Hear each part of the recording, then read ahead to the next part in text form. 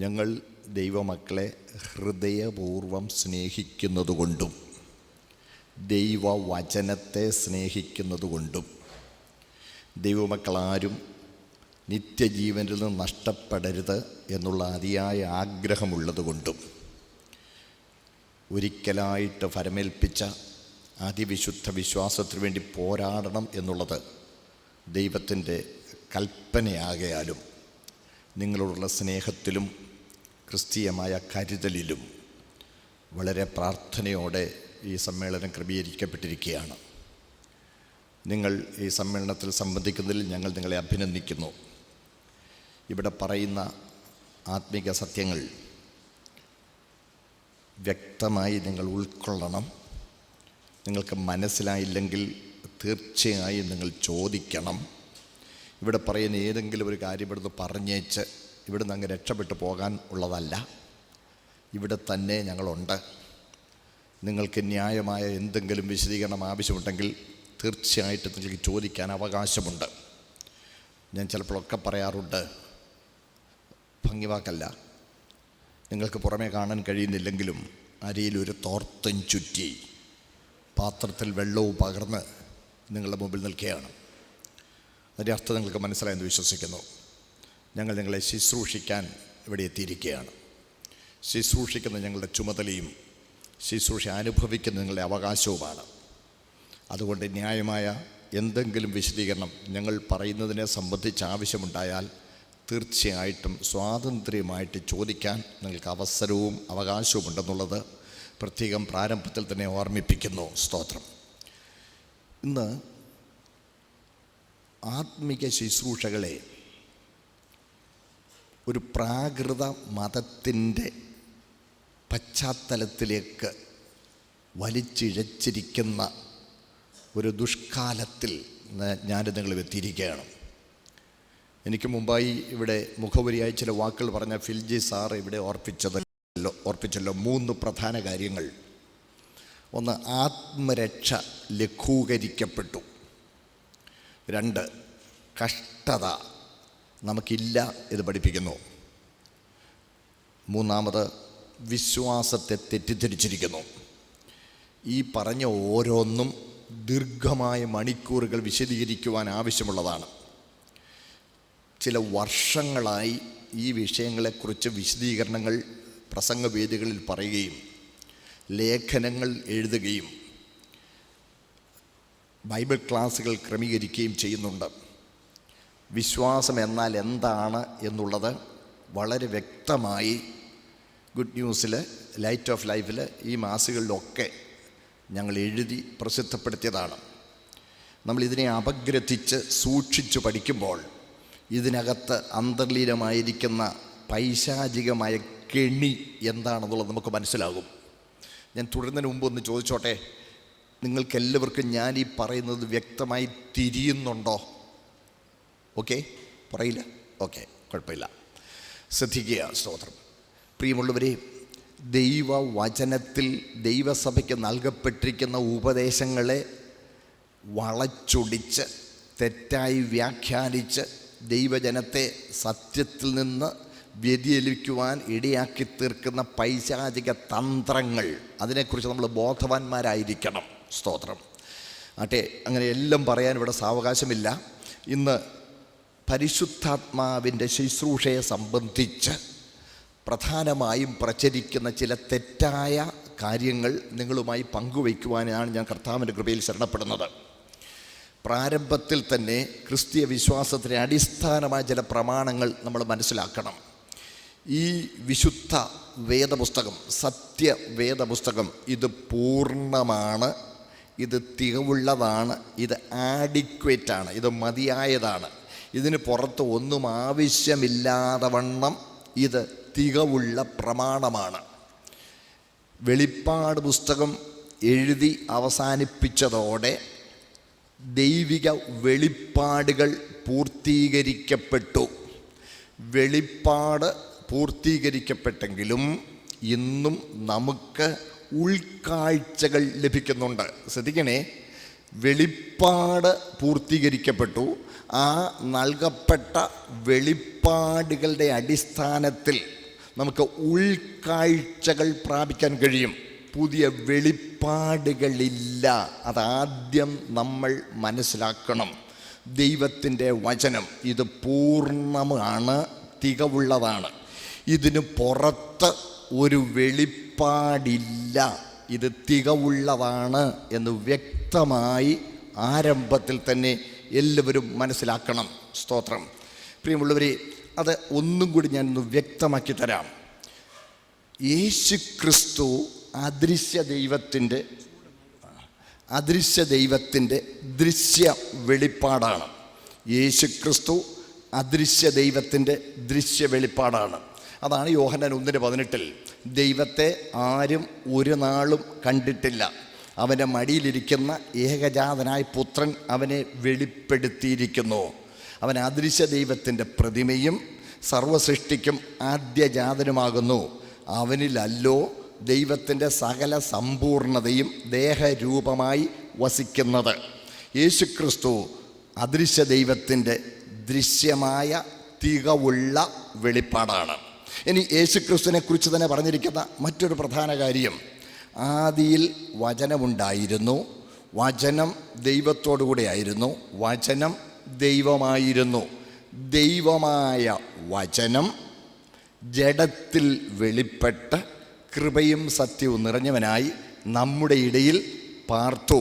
നോക്കണേ, അപ്പോൾ വചനം ജഡമായവനാണ് കർത്താവ്.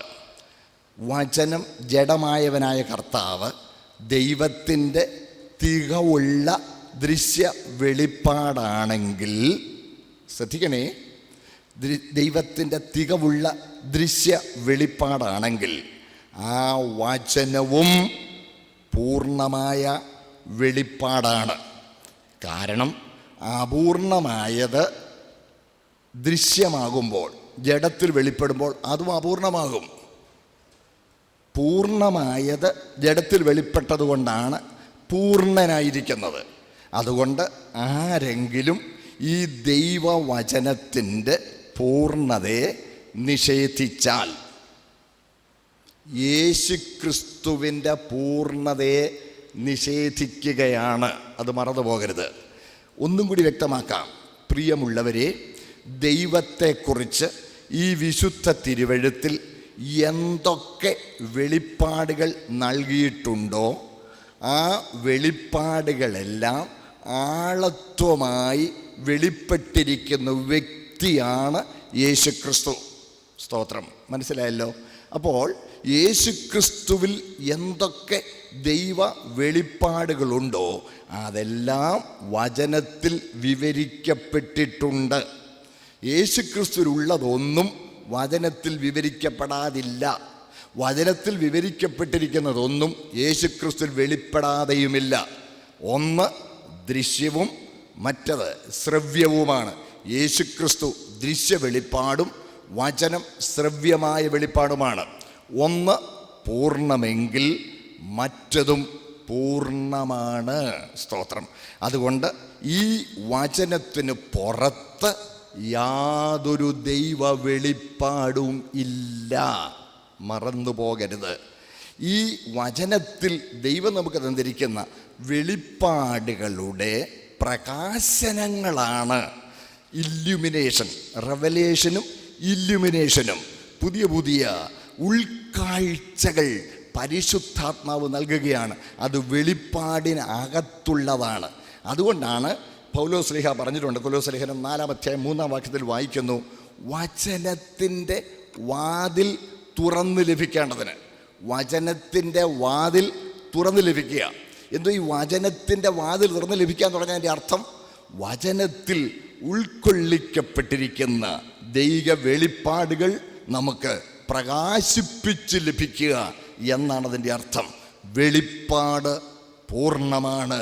ഇതിന് പുറത്ത് ഒരു ദൈവപ്രവൃത്തിയില്ല.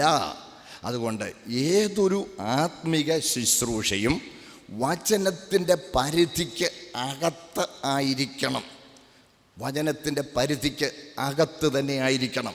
ശ്രദ്ധിക്കുക, ആരംഭകാലങ്ങളിൽ എൻ്റെ ബാല്യപ്രായത്തിൽ പെന്തക്കോസ്ത് സഭകളിൽ പഠിപ്പിച്ചിരുന്ന ചില പ്രത്യേക കാര്യങ്ങളുണ്ട്.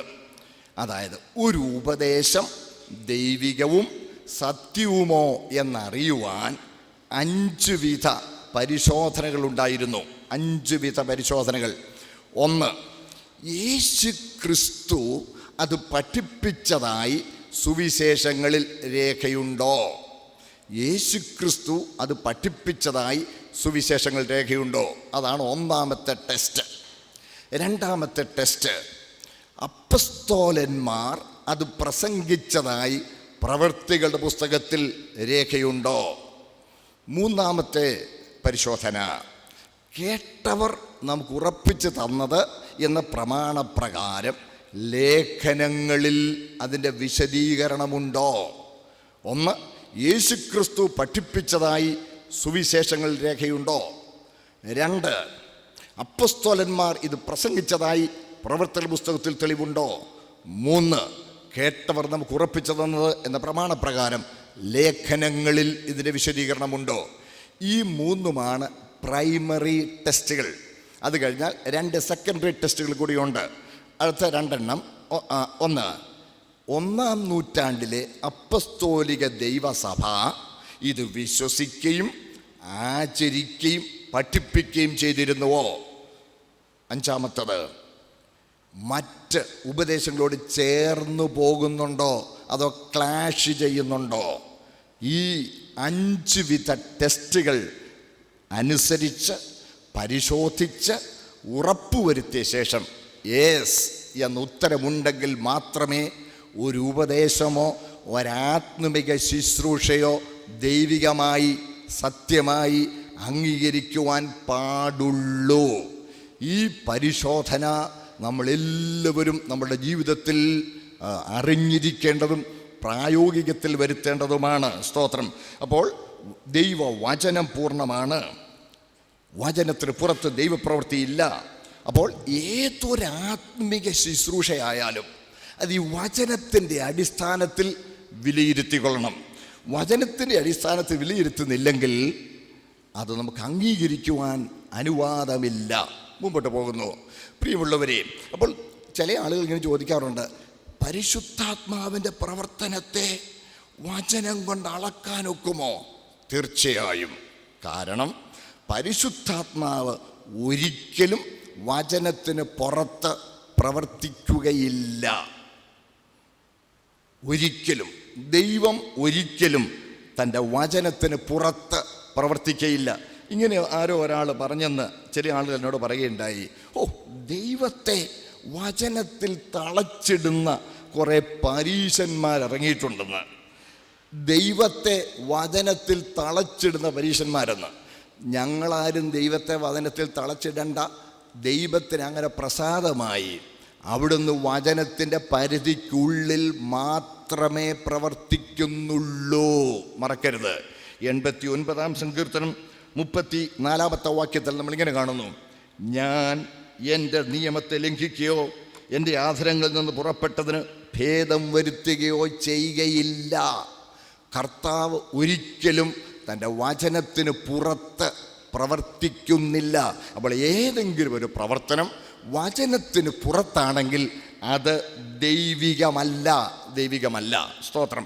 ആട്ടെ, പരിശുദ്ധാത്മാവിൻ്റെ പ്രവർത്തനമാണല്ലോ നമ്മൾ പ്രധാനമായും കേന്ദ്രീകരിക്കുന്നത്. ശ്രദ്ധിക്കുക, പരിശുദ്ധാത്മാവ് ദൈവമാണ്. മറക്കരുത്. ത്രിയേക ദൈവം എന്ന വ്യക്തമായ ഉപദേശം വിശുദ്ധ തിരുവെഴുത്തിലുണ്ട്. ത്രിയേക ദൈവം. ഈ ത്രിയേക ദൈവം എന്നുള്ള ആശയം നമ്മളെല്ലാവരും വളരെ അടിസ്ഥാനപരമായി ഉൾക്കൊള്ളേണ്ടതാണ്. ആരെങ്കിലും ദൈവ ത്രിയേകത്വത്തെ നിഷേധിച്ചാൽ അവർ ദൈവത്തിൻ്റെ പൂർണ്ണതയെ നിഷേധിക്കുകയാണ്. സ്തോത്രം. ഞാൻ ഒന്നും കൂടി വ്യക്തമാക്കി തരാം. ഇത് മറ്റുള്ളവർക്കും കുഞ്ഞുങ്ങൾക്ക് പോലും മനസ്സിലാകത്തക്കതുപോലെ പറഞ്ഞു കൊടുക്കത്തക്കതുപോലെ ഞാൻ വ്യക്തമാക്കി തരാം. നിങ്ങളിത് ഉൾക്കൊള്ളണം. പരിശുദ്ധാത്മാവ് ദൈവമാണ്. അത് ത്രിയേക ദൈവം എന്ന ആശയം ശക്തമായി ഉറപ്പായി മനസ്സിൽ ഉൾക്കൊണ്ടെങ്കിൽ മാത്രമേ അത് നമുക്ക് അംഗീകരിക്കാൻ കഴിയുള്ളൂ. കാരണം മറ്റു ചില വാക്യങ്ങളൊക്കെ കാണുമ്പോൾ ചിലപ്പം ആരെങ്കിലും അതിനെ അങ്ങനെ വ്യാഖ്യാനിക്കുമ്പോൾ നമ്മൾ അതിൻ്റെ പുറകെ പോയെന്ന് വരും. അതാണ് അളവ് കൂടാതെയല്ലോ പരിശുദ്ധാത്മാവിന് നൽകുന്നത്, ഇരട്ടിപ്പങ്ക് ആത്മാവിനെ കൊടുക്കുന്നു. അങ്ങനെയൊക്കെ പറയുമ്പോൾ അയ്യോ ഇരട്ടിപ്പങ്ക്, അപ്പോൾ അത് ആളത്വമാണോ എന്നൊക്കെയുള്ള ചിന്ത നമുക്ക് വരും. അതുകൊണ്ട് ത്രിയേക ദൈവം പിതാവ്, പുത്രൻ, പരിശുദ്ധാത്മാവ് എന്നീ 3 ആളത്വങ്ങളിൽ വെളിപ്പെട്ടിരിക്കുന്ന ഏക സത്യ ദൈവം എന്നുള്ള ആശയം എല്ലാവരും ഉൾക്കൊള്ളണം. ഞാനൊന്ന് വ്യക്തമാക്കി തരാം. പ്രിയമുള്ളവരെ, നമ്മുടെ വിശുദ്ധ തിരുവെഴുത്ത് വ്യക്തമാക്കുന്ന ദൈവം സ്നേഹമാണ്. എല്ലാവർക്കും മനസ്സിലാകാൻ വേണ്ടി ലളിതമായിട്ട് പറഞ്ഞിരിക്കുകയാണ്. സ്നേഹമാണ്. ഇതര മതങ്ങളിൽ നിന്ന് വേദപുസ്തകത്തിലെ ദൈവ വെളിപ്പാടിനെ മാറ്റി നിർത്തുന്ന, വ്യത്യസ്തപ്പെടുത്തുന്ന പ്രധാനപ്പെട്ട ഒരു ദൈവ വെളിപ്പാടാണ് ദൈവം സ്നേഹമാണ് എന്നുള്ളത്. ഈ സ്നേഹം എന്ന് പറഞ്ഞാൽ പകരപ്പെടുകയും സ്വീകരിക്കപ്പെടുകയും ചെയ്യുന്ന ഒരു വികാരമാണ്. നമുക്കതിനെ ഒരു കൈനറ്റിക് ഇമോഷൻ എന്ന് പറയാം. ഒരു ചലനാത്മക പ്രകൃതമാണ് സ്നേഹം. സ്നേഹം പകരപ്പെടണം, സ്നേഹം സ്വീകരിക്കപ്പെടണം. സ്നേഹം സജീവമായിരിക്കണമെങ്കിൽ സ്നേഹം പകരപ്പെടുകയും സ്വീകരിക്കപ്പെടുകയും ചെയ്യണം. അങ്ങനെയെങ്കിൽ ദൈവം സ്നേഹമാണെങ്കിൽ ദൈവസ്നേഹം പകരപ്പെടുവാനും സ്വീകരിക്കപ്പെടുവാനും തക്ക ആളത്വ ബഹുത്വം ദൈവം എന്ന ഏകത്വത്തിൽ തന്നെ ഉണ്ടായിരിക്കണം. അല്ലെങ്കിൽ ദൈവം അപൂർണനാണെന്ന് വരും, തന്നിൽ തന്നെ പൂർണ്ണനല്ലെന്ന് വരും. ഒന്നും കൂടി വ്യക്തമാക്കി തരാം, ശ്രദ്ധിച്ചേ. നമ്മൾ ഒന്ന് എടുക്കുക. വേദപുസ്തകത്തിൽ ആദിക്കും മുമ്പുള്ള അനാദിയെപ്പറ്റി പരാമർശിക്കുന്നുണ്ട്. അനാദി എന്താ? അനാദി, ആദിക്കും മുമ്പാണ് അനാദി. 90-ാം സങ്കീർത്തനം നമ്മൾ വായിക്കുന്നുണ്ട്. കർത്താവേ, നീ തലമുറ തലമുറയായി ഞങ്ങളുടെ സങ്കേതമായിരിക്കുന്നു. പർവ്വതങ്ങൾ ഉണ്ടായതിനും നീ ഭൂമിയെയും ഭൂമണ്ഡലത്തെ നിർമ്മിച്ചതിനും മുമ്പേ അനാദിയായും ശാശ്വതമായി ദൈവമാണ്. അപ്പോൾ അനാദി എന്ന് പറഞ്ഞാൽ ആദിക്കും മുമ്പ്. ആദിയിലാണ് സ്വർഗവും ഭൂമിയും സൃഷ്ടിച്ചത്. സ്വർഗത്തോടൊപ്പം സ്വർഗത്തിലെ സേവകാത്മാക്കളായി മാലാഖമാരെ സൃഷ്ടിച്ചു. അപ്പോൾ ആദിയിൽ സ്വർഗവും സ്വർഗത്തോടൊപ്പം മാലാഖമാരെയും അതോടൊപ്പം ഭൂമിയെയും സൃഷ്ടിക്കുന്നതിന് മുമ്പുള്ള ഘട്ടമാണ് അനാദി. അന്നും ദൈവം സ്നേഹം തന്നെയാണ്. അന്ന് സൃഷ്ടിക്കപ്പെട്ടതൊന്നുമില്ലായിരുന്നപ്പോൾ സ്നേഹവാനായ ദൈവത്തിലെ സ്നേഹപ്രകൃതം എങ്ങനെ സജീവമായിരുന്നു? അന്ന് ദൈവസ്നേഹം ആരിലേക്കാണ് പകരപ്പെട്ടത്? ആരാണ് ദൈവത്തെ തിരികെ സ്നേഹിച്ചത്? ശ്രദ്ധിക്കണേ, ഇവിടെയാണ് ദൈവത്രിയേകത്വത്തിൻ്റെ ആണിക്കല്ല് കിടക്കുന്നത്. ആണിക്കല്ല് ശ്രദ്ധിച്ചാട്ടെ.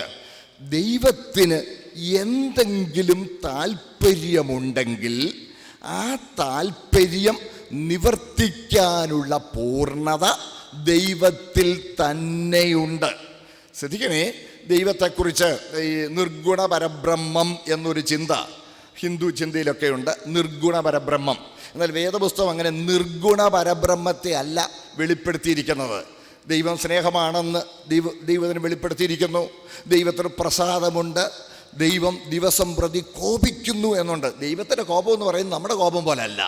നമ്മുടെ കോപം എന്ന് പറഞ്ഞാൽ ഹർട്ട്, ഈഗോയിൽ നിന്നോ നിരാശയിൽ നിന്നോ പാകയിൽ നിന്നോ ഒക്കെ ഉണ്ടാകുന്ന ഒരു പ്രതിഫലനമാണ് നമ്മുടെ കോപമെന്ന് പറയുന്നത്.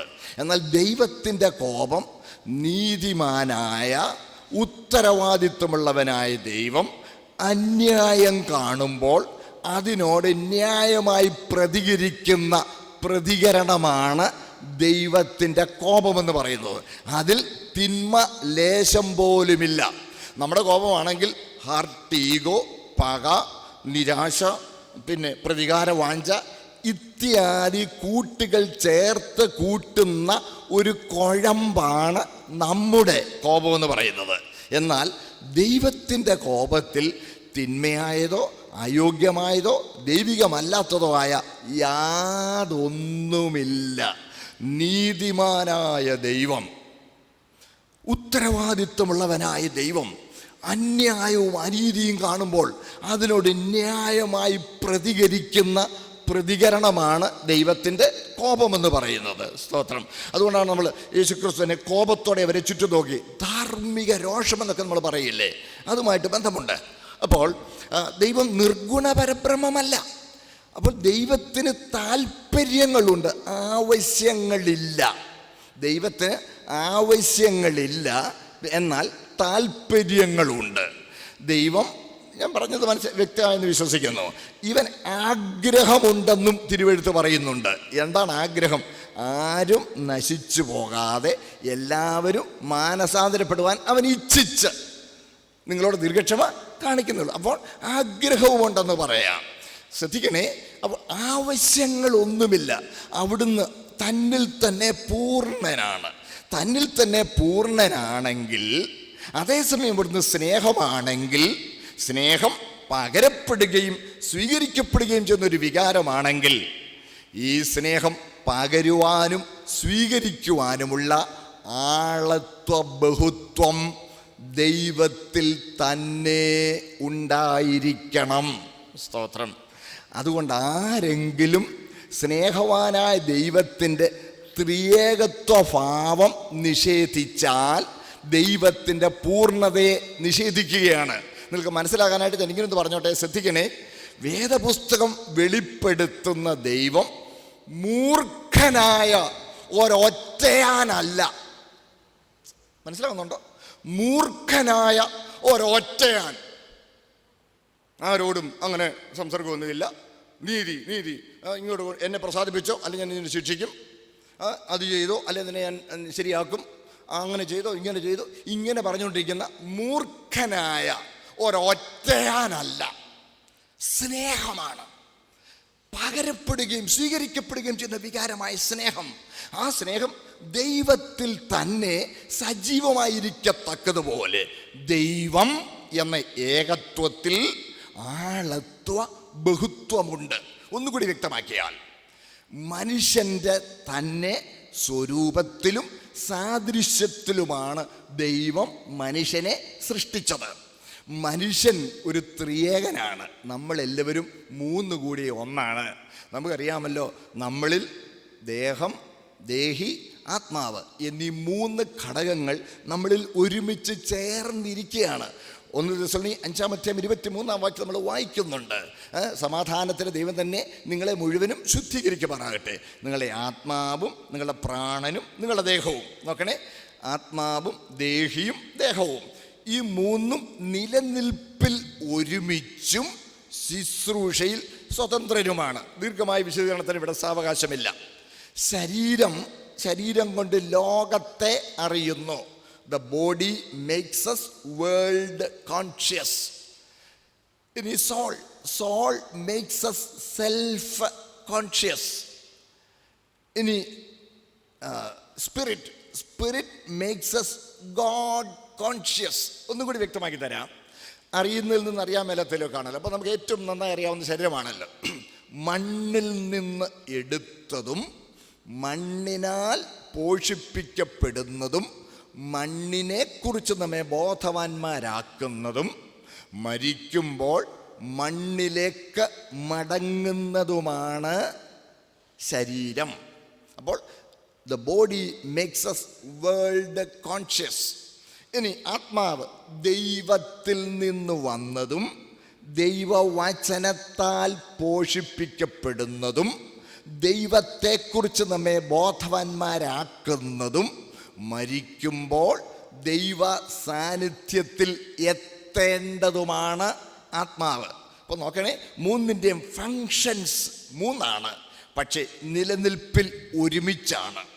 ഇതുപോലെയാണ് ത്രിയേക ദൈവം, പിതാവ്, പുത്രൻ, പരിശുദ്ധാത്മാവ്.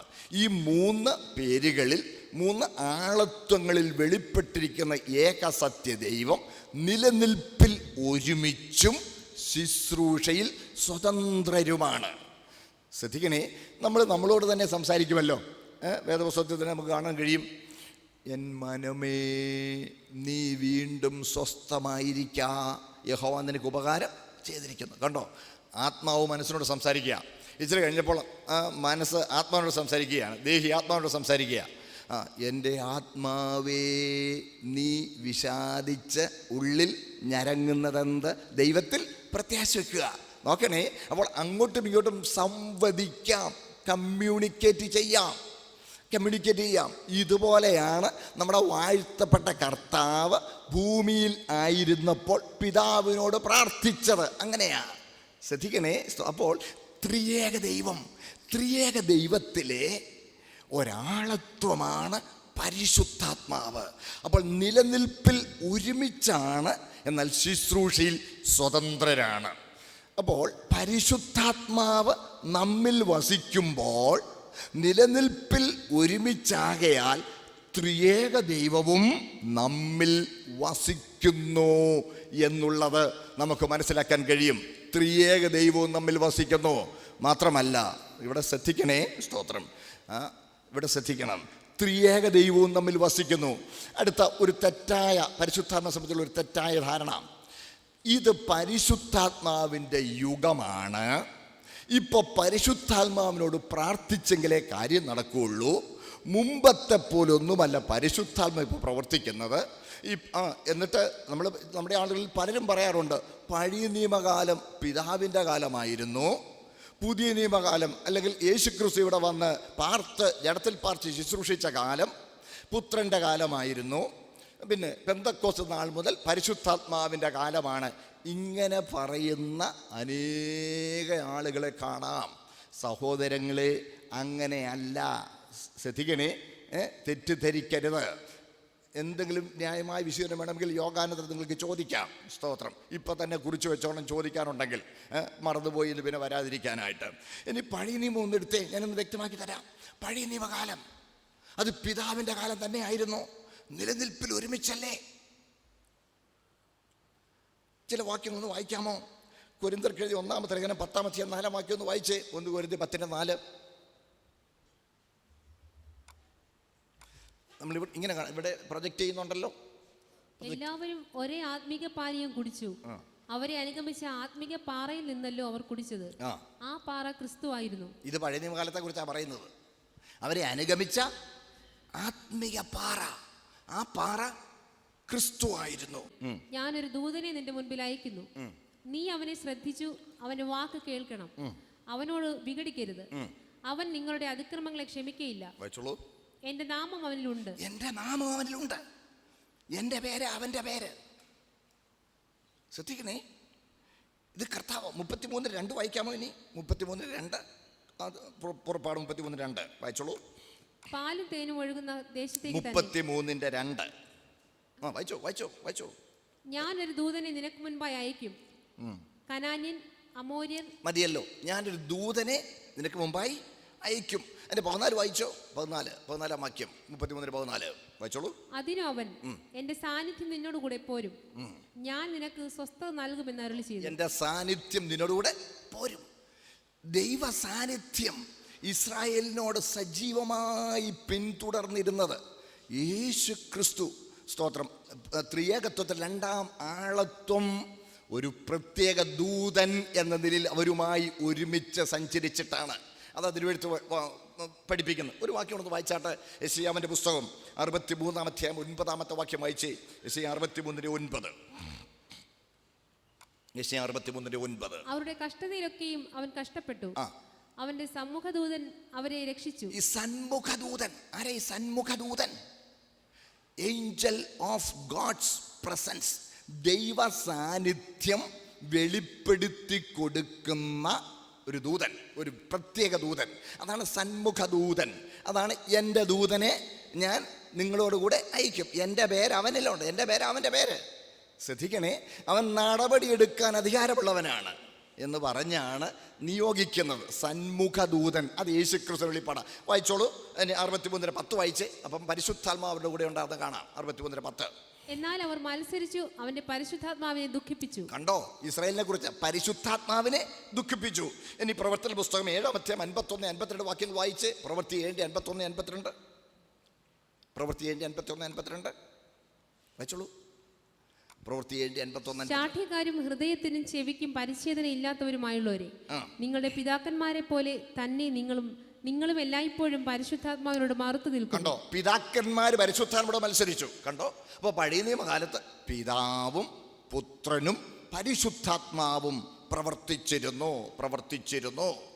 ഇനി യേശുക്രിസ്തുവിന്റെ ശുശ്രൂഷ കാലയളവിലോ, യേശുക്രിസ്തു ശുശ്രൂഷ കാലയളവിലും പിതാവും പുത്രനും പരിശുദ്ധാത്മാവും പ്രവർത്തിച്ചിരുന്നു.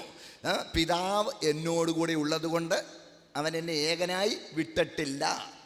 പിതാവ് എന്നിൽ വസിച്ച് അവൻ്റെ പ്രവൃത്തി ചെയ്യുന്നു. മാത്രമല്ല കർത്താവ് പറഞ്ഞു, പരിശുദ്ധാത്മാവിനാൽ ഞാൻ ഭൂതങ്ങളെ പുറത്താക്കുന്നുവെങ്കിലോ. നോക്കണേ, പരിശുദ്ധാത്മാവ്, പിതാവും പുത്രനും പരിശുദ്ധാത്മാവും. ഇനി ഇന്നത്തെ കാലം ജലവാക്യം ഒന്ന് വായിച്ചോളൂ. യോഹന്നാൻ 14:23. സമയം പോകുന്നുണ്ടെങ്കിൽ വേഗം പറഞ്ഞു പോകാൻ. ഒരു യോഹന്നാൻ 14:23. യോഹന്നാൻ 14:23. യേശു അവനോട്, എന്നെ സ്നേഹിക്കുന്നവൻ എന്റെ വചനം പ്രമാണിക്കും, എന്റെ പിതാവ് അവനെ സ്നേഹിക്കും, ഞങ്ങൾ അവന്റെ അടുക്കൽ വന്ന് അവനോടുകൂടെ വാസം ചെയ്യും. പിതാവും പുത്രനും.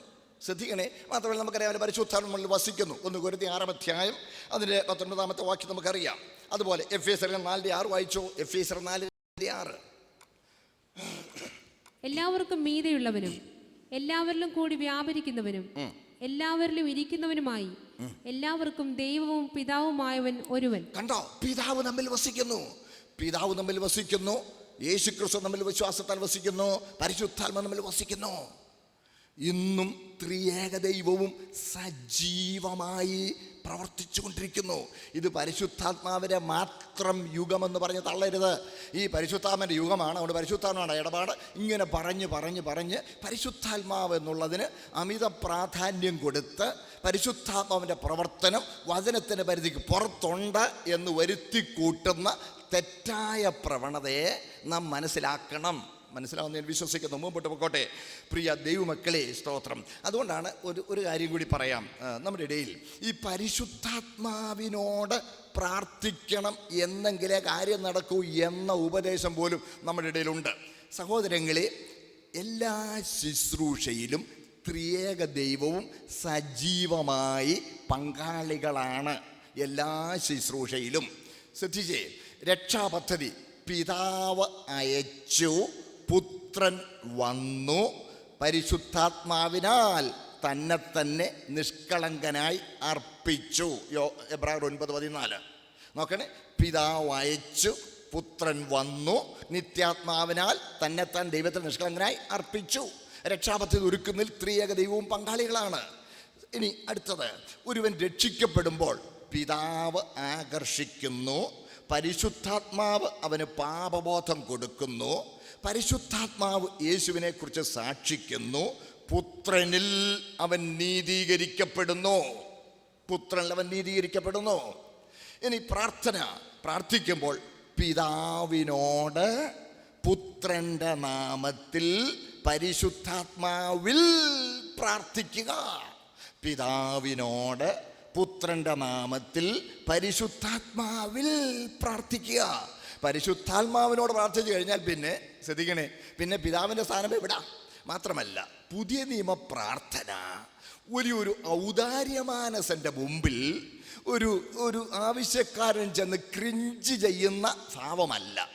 അപ്പൻ്റെ മുമ്പിൽ മക്കൾ സന്തോഷിക്കുന്ന അനുഭവമാണ്. പുതിയ നിയമ പ്രാർത്ഥന അപ്പനും മക്കളും തമ്മിലുള്ള സ്നേഹക്കൂട്ടായ്മയുടെ ഊഷ്മളമായ അനുഭവമാണ്. അതുകൊണ്ട് പിതാവേ എന്ന് വിളിച്ച് പ്രാർത്ഥിക്കണം. പ്രമാണം വിട്ടുപോകുമ്പോൾ മറ്റു വ്യാജാത്മാക്കൾ അവിടെ പ്രവർത്തിക്കാൻ സാധ്യതയുണ്ട്. ഞാൻ പറയുന്നത് മനസ്സിലാവുന്നു വിശ്വസിക്കുന്നു. അതുകൊണ്ട് പ്രമാണം തെറ്റിപ്പോകുന്നു, പ്രമാണം തെറ്റിക്കരുത്. ശ്രദ്ധിക്കണേ, സ്തോത്രം. ഈ വിശുദ്ധ തിരുവെഴുത്തിൽ അടുത്ത കാര്യം, വിശുദ്ധ തിരുവെഴുത്തിൽ ത്രിയേക ദൈവത്തെയും വെളിച്ചം എന്ന വിശേഷണം ഉപയോഗിച്ച് വെളിപ്പെടുത്തിയിട്ടുണ്ട്. പിതാവായ ദൈവത്തെ വെളിച്ചങ്ങളുടെ പിതാവെന്ന് യാക്കോബ് 1:17 പറഞ്ഞിട്ടുണ്ട്. പുത്രനാം ദൈവം, നമ്മുടെ വാഴ്ത്തപ്പെട്ട കർത്താവ്, തന്നെക്കുറിച്ച് തന്നെ ഞാൻ ലോകത്തിൻ്റെ വെളിച്ചമാകുന്നു എന്ന് പറഞ്ഞുകൊണ്ട് യോഹന്നാൻ 9:5. അതുപോലെ പരിശുദ്ധാത്മാവാം ദൈവത്തെ വെളിച്ചത്തിൻ്റെ ദൂതൻ എന്ന് വെളിപ്പെടുത്തിയിട്ടുണ്ട്. 2 കൊരിന്ത്യർ 11:14 വെളിച്ചത്തിൻ്റെ ദൂതൻ ഇങ്ങനെ വെളിപ്പെടുത്തിയിട്ടുണ്ട്. ശ്രദ്ധിക്കണേ. ഇപ്പോൾ ത്രിയേക ദൈവത്തെയും വെളിച്ചം എന്ന വിശേഷണം ഉപയോഗിച്ച് അവതരിപ്പിച്ചിട്ടുണ്ട്. ത്രിയേക ദൈവത്തിൻ്റെയും പ്രവർത്തനങ്ങളെ, ശുശ്രൂഷകളെ അനുകരിക്കാൻ പിശാച് ശ്രമിക്കാറുണ്ട്.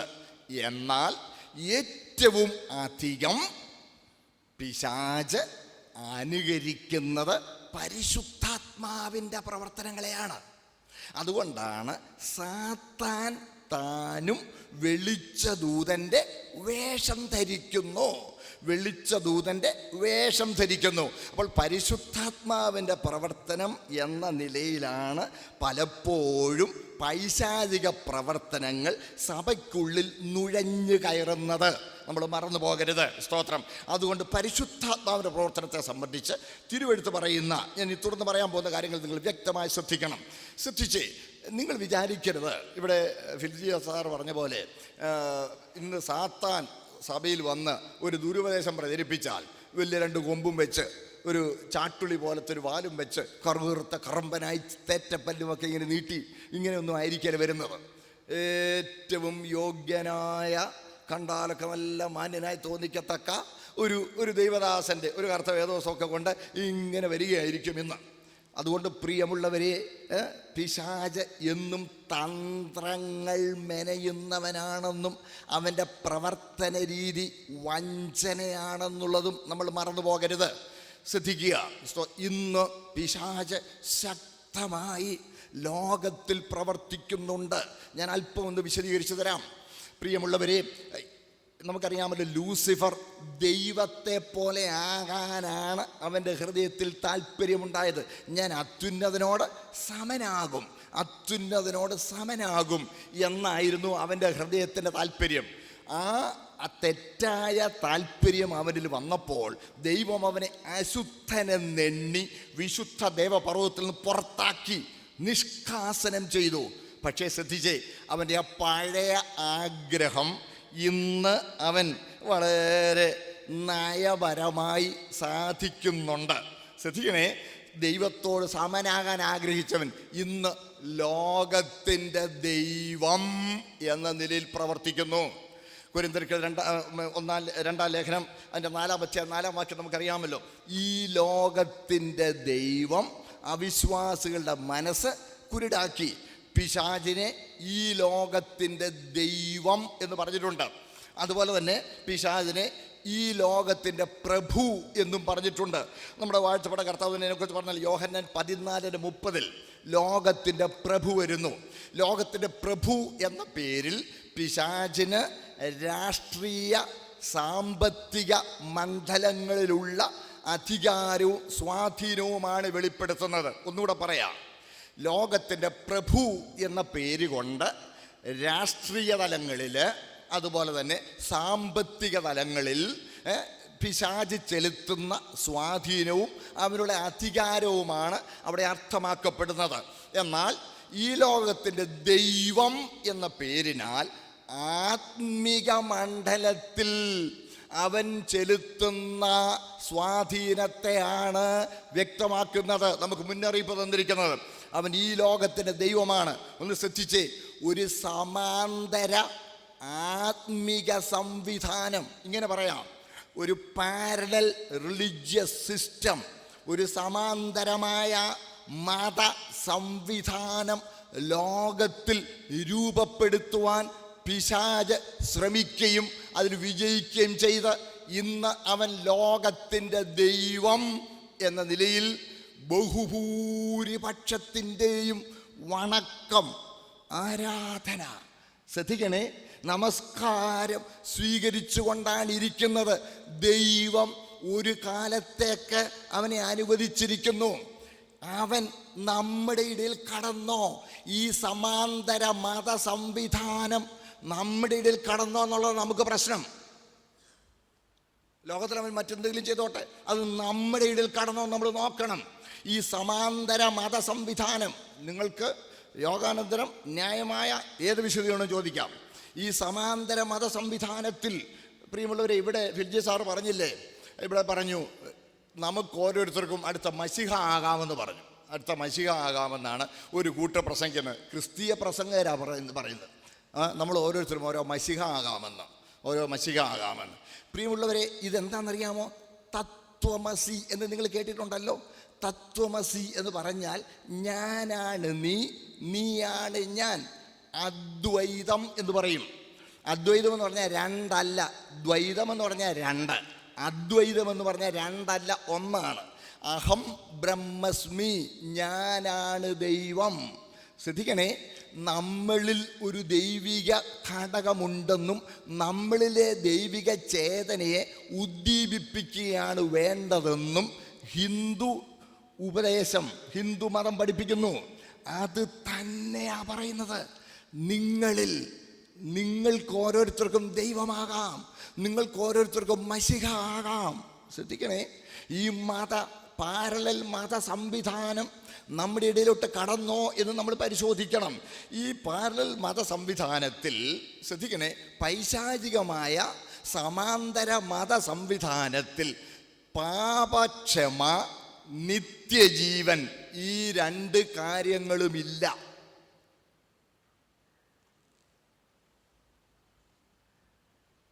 പാപക്ഷമയുമില്ല, നിത്യജീവനുമില്ല. ഇവിടെ വിർജി സാർ പറഞ്ഞല്ലോ, ആത്മരക്ഷയെ നിസാരവൽക്കരിച്ചിരിക്കുന്നു. നമ്മുടെ യോഗങ്ങളിൽ പാപക്ഷമയ്ക്കും നിത്യജീവനും എത്ര പ്രാധാന്യം കൊടുക്കുന്നുണ്ട്. സുവിശേഷം എന്ന പേരിൽ നമ്മൾ പറയുന്ന സന്ദേശത്തിൽ പാപപരിഹാരവും നിത്യജീവനും എന്നുള്ളതിന് എന്ത് പ്രാധാന്യം കൊടുക്കുന്നുണ്ട്. ശ്രദ്ധിക്കണേ, സമാന്തര മത സംവിധാനം ഇങ്ങനെ ക്രിസ്തീയ സമൂഹത്തിലേക്ക് ഇങ്ങനെ ഇടിച്ചു കയറി വന്നിരിക്കുന്നില്ല. ശ്രദ്ധിക്കണേ, അടുത്തത് ഈ സമാന്തര മത സംവിധാനം, പിശാചിന് നല്ലൊരു ശക്തമായ മത സംവിധാനം ഇവിടെയുണ്ട്.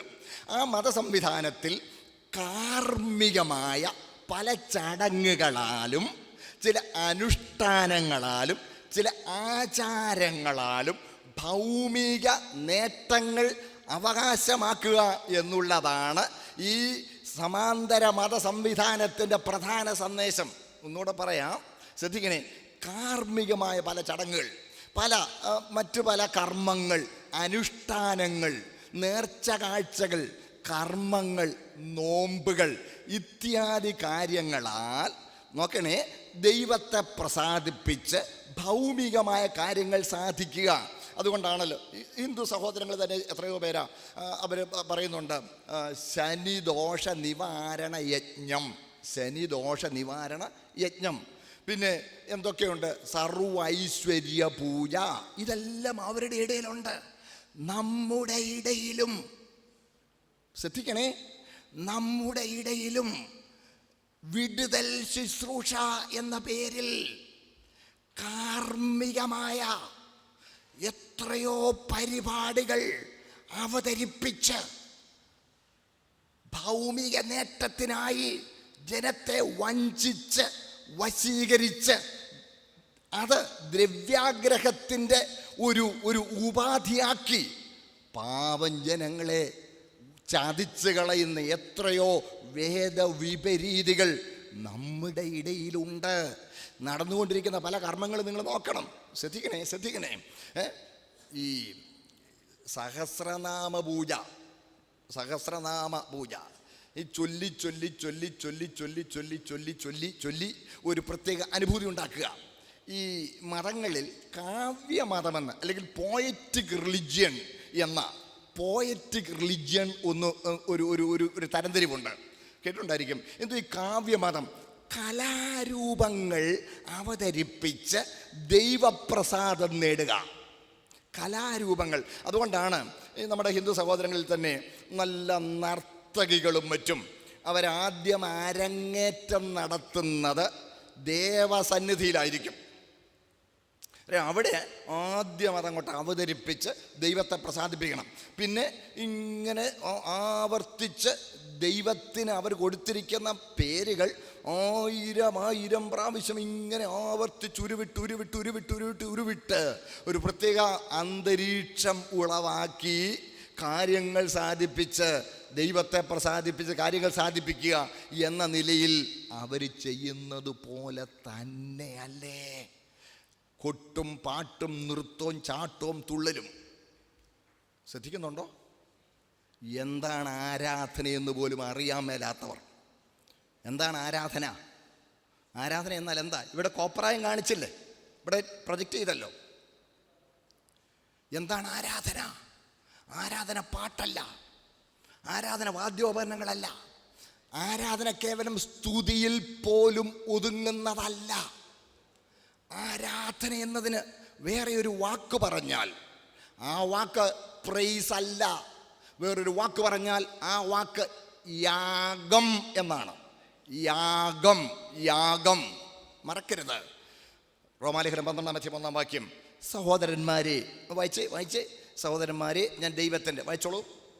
സഹോദരന്മാരെ, ഞാൻ ദൈവത്തിന്റെ മനസ്സരെ ഓർപ്പിച്ച് നിങ്ങളെ പ്രബോധിപ്പിക്കുന്നത്, നിങ്ങൾ ബുദ്ധിയുള്ള ആരാധനയായി നിങ്ങളുടെ ശരീരങ്ങളെ ജീവനും വിശുദ്ധിയും ദൈവത്തിന് പ്രസാദമുള്ള യാഗമായി സമർപ്പിപ്പീൻ.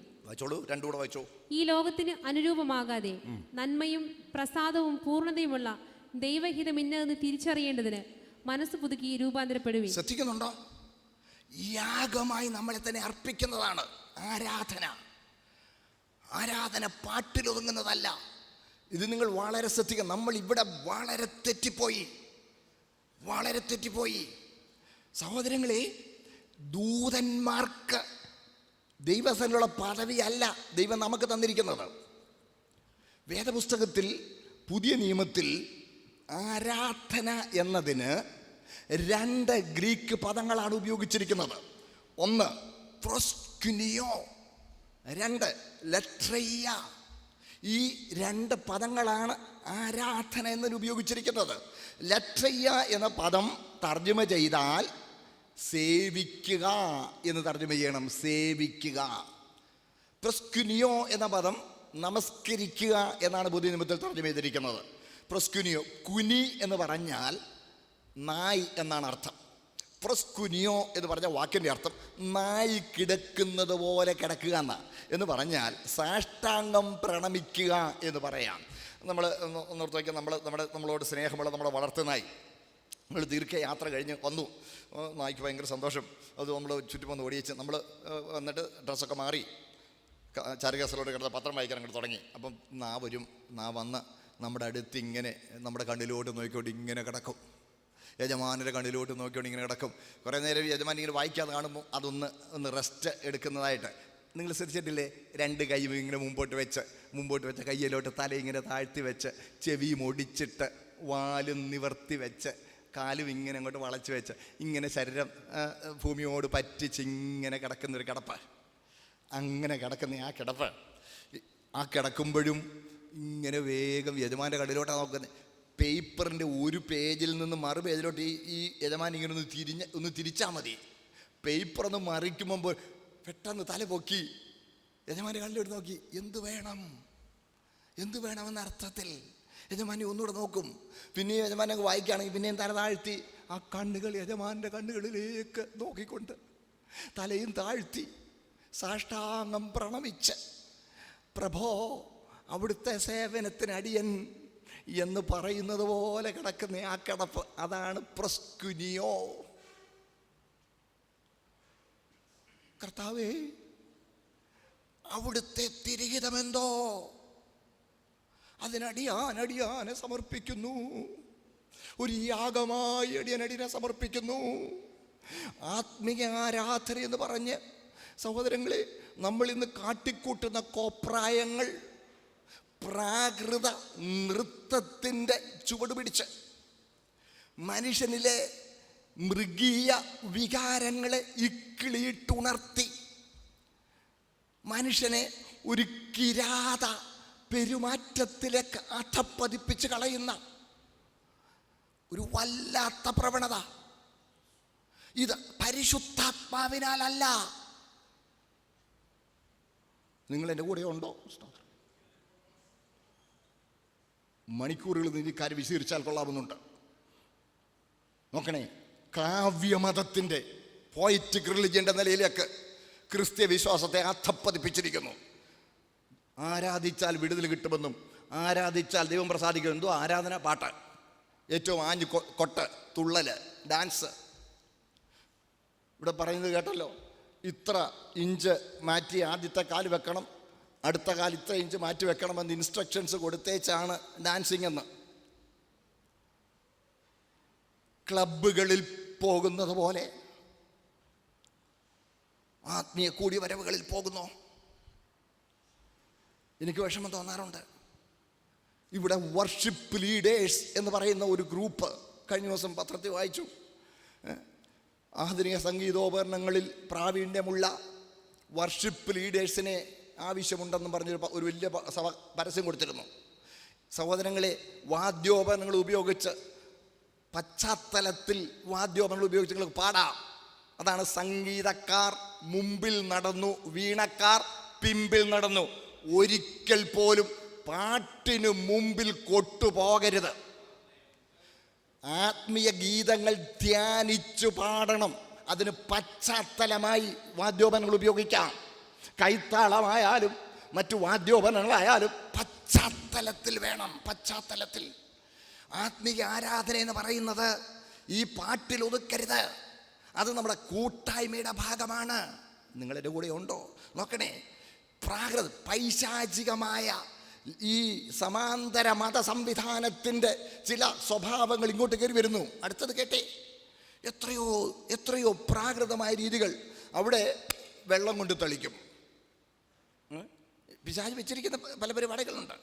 വെള്ളം കൊണ്ട് തളിക്കും, പിന്നെ ഭസ്മം ഇടും, പിന്നെ നേർച്ച കൊടുക്കും, ഏലസ് കിട്ടും. കേൾക്കുന്നുണ്ടോ?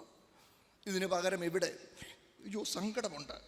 ഒരു പാത്രത്തിൽ വെള്ളം എടുത്തിട്ട് പ്രാർത്ഥിച്ച് യേശുവിൻ്റെ രക്തമാക്കി കൊടുക്കുന്നത് പോലും കാർമ്മികമായത്. ശ്രദ്ധിച്ചേ, യേശുവിൻ്റെ രക്തത്തെക്കുറിച്ച് തെറ്റായ ധാരണകൾ വെച്ച് പുലർത്തരുത്. എന്നിട്ട് ഞാൻ കേട്ടത്, എന്നോട് സംശയം ചോദിച്ചത്, ശുശ്രൂഷിച്ചുകൊണ്ടിരിക്കുമ്പോൾ മുമ്പിൽ ഇരിക്കുന്ന ഒരു സഹോദരി, ആ സഹോദരി ഭയങ്കര അനീമിക്കാണ്, വിളറിയിരിക്കുന്ന പാവം, വളരെ അനീമിക്കായിരിക്കുന്നു. അപ്പം ആ സഹോദരിക്ക് പാടാൻ തുടങ്ങിയിട്ട് പാഞ്ഞ് പാടാൻ മേല. അപ്പോൾ ആ ദേവദാസൻ അദ്ദേഹത്തിന് കുടിക്കാൻ കൊടുത്ത വെള്ളമെടുത്ത് പ്രാർത്ഥിച്ച് യേശുവിൻ്റെ രക്തമാക്കി കുടിക്കെന്ന് പറഞ്ഞിട്ട് ആ സഹോദരിക്ക് യേശുവിൻ്റെ രക്തമാക്കി കുടിച്ചോളാൻ പറഞ്ഞെന്ന് കുടിക്കാൻ കൊടുത്തെന്നും ആ സഹോദരി കുടിച്ചു കഴിഞ്ഞപ്പോൾ പെട്ടെന്ന് മുഖം തെളിഞ്ഞെന്നും ചുവന്നു വന്നെന്നും ഒക്കെ പറയുന്നത് ഒരാൾ കേട്ടത് സംശയം ചോദിക്കാൻ എൻ്റെ വീട്ടിൽ വന്നത് ഞാൻ ഓർക്കുന്നു. എൻ്റെ പൊന്ന് സഹോദരങ്ങൾ, യേശുവിൻ്റെ രക്തത്തെക്കുറിച്ച് ഇത്ര നിസ്സാരമായി പറയരുത്, ചിന്തിക്കരുത്. സ്തോത്രം. ന്യായമായി ഞാൻ പറയുന്ന വിഷയസംബന്ധമായി നിങ്ങൾക്കുള്ള സംശയങ്ങൾ തീർച്ചയായിട്ടും നിങ്ങൾക്ക് ചോദിക്കാം. അത് ഇത്രയും ഒരു സദസ്സുള്ളതുകൊണ്ട് എഴുതി ഇവിടെ തരണം. എഴുതി തരുന്ന ചോദ്യങ്ങൾക്ക് മറുപടി പറയുന്നതാണ്. ശ്രദ്ധിക്കുക, ഞാൻ പറഞ്ഞു വന്ന വിഷയം നിങ്ങളുടെ മനസ്സിലുണ്ടോ? ഒരു സമാന്തര മത സംവിധാനം പിശാച് ലോകത്തിൽ സ്ഥാപിച്ച് അവൻ ലോകത്തിൻ്റെ ദൈവം എന്ന നിലയിൽ ഇവിടെ പ്രവർത്തിക്കുന്നുണ്ട്. ആ സമാന്തര മത സംവിധാനത്തിൻ്റെ ഏറ്റവും വലിയ പ്രത്യേകത പാപക്ഷമ, നിത്യജീവൻ, ഇങ്ങനെയുള്ള വിഷയങ്ങൾ അവർക്ക് പ്രധാനമല്ല.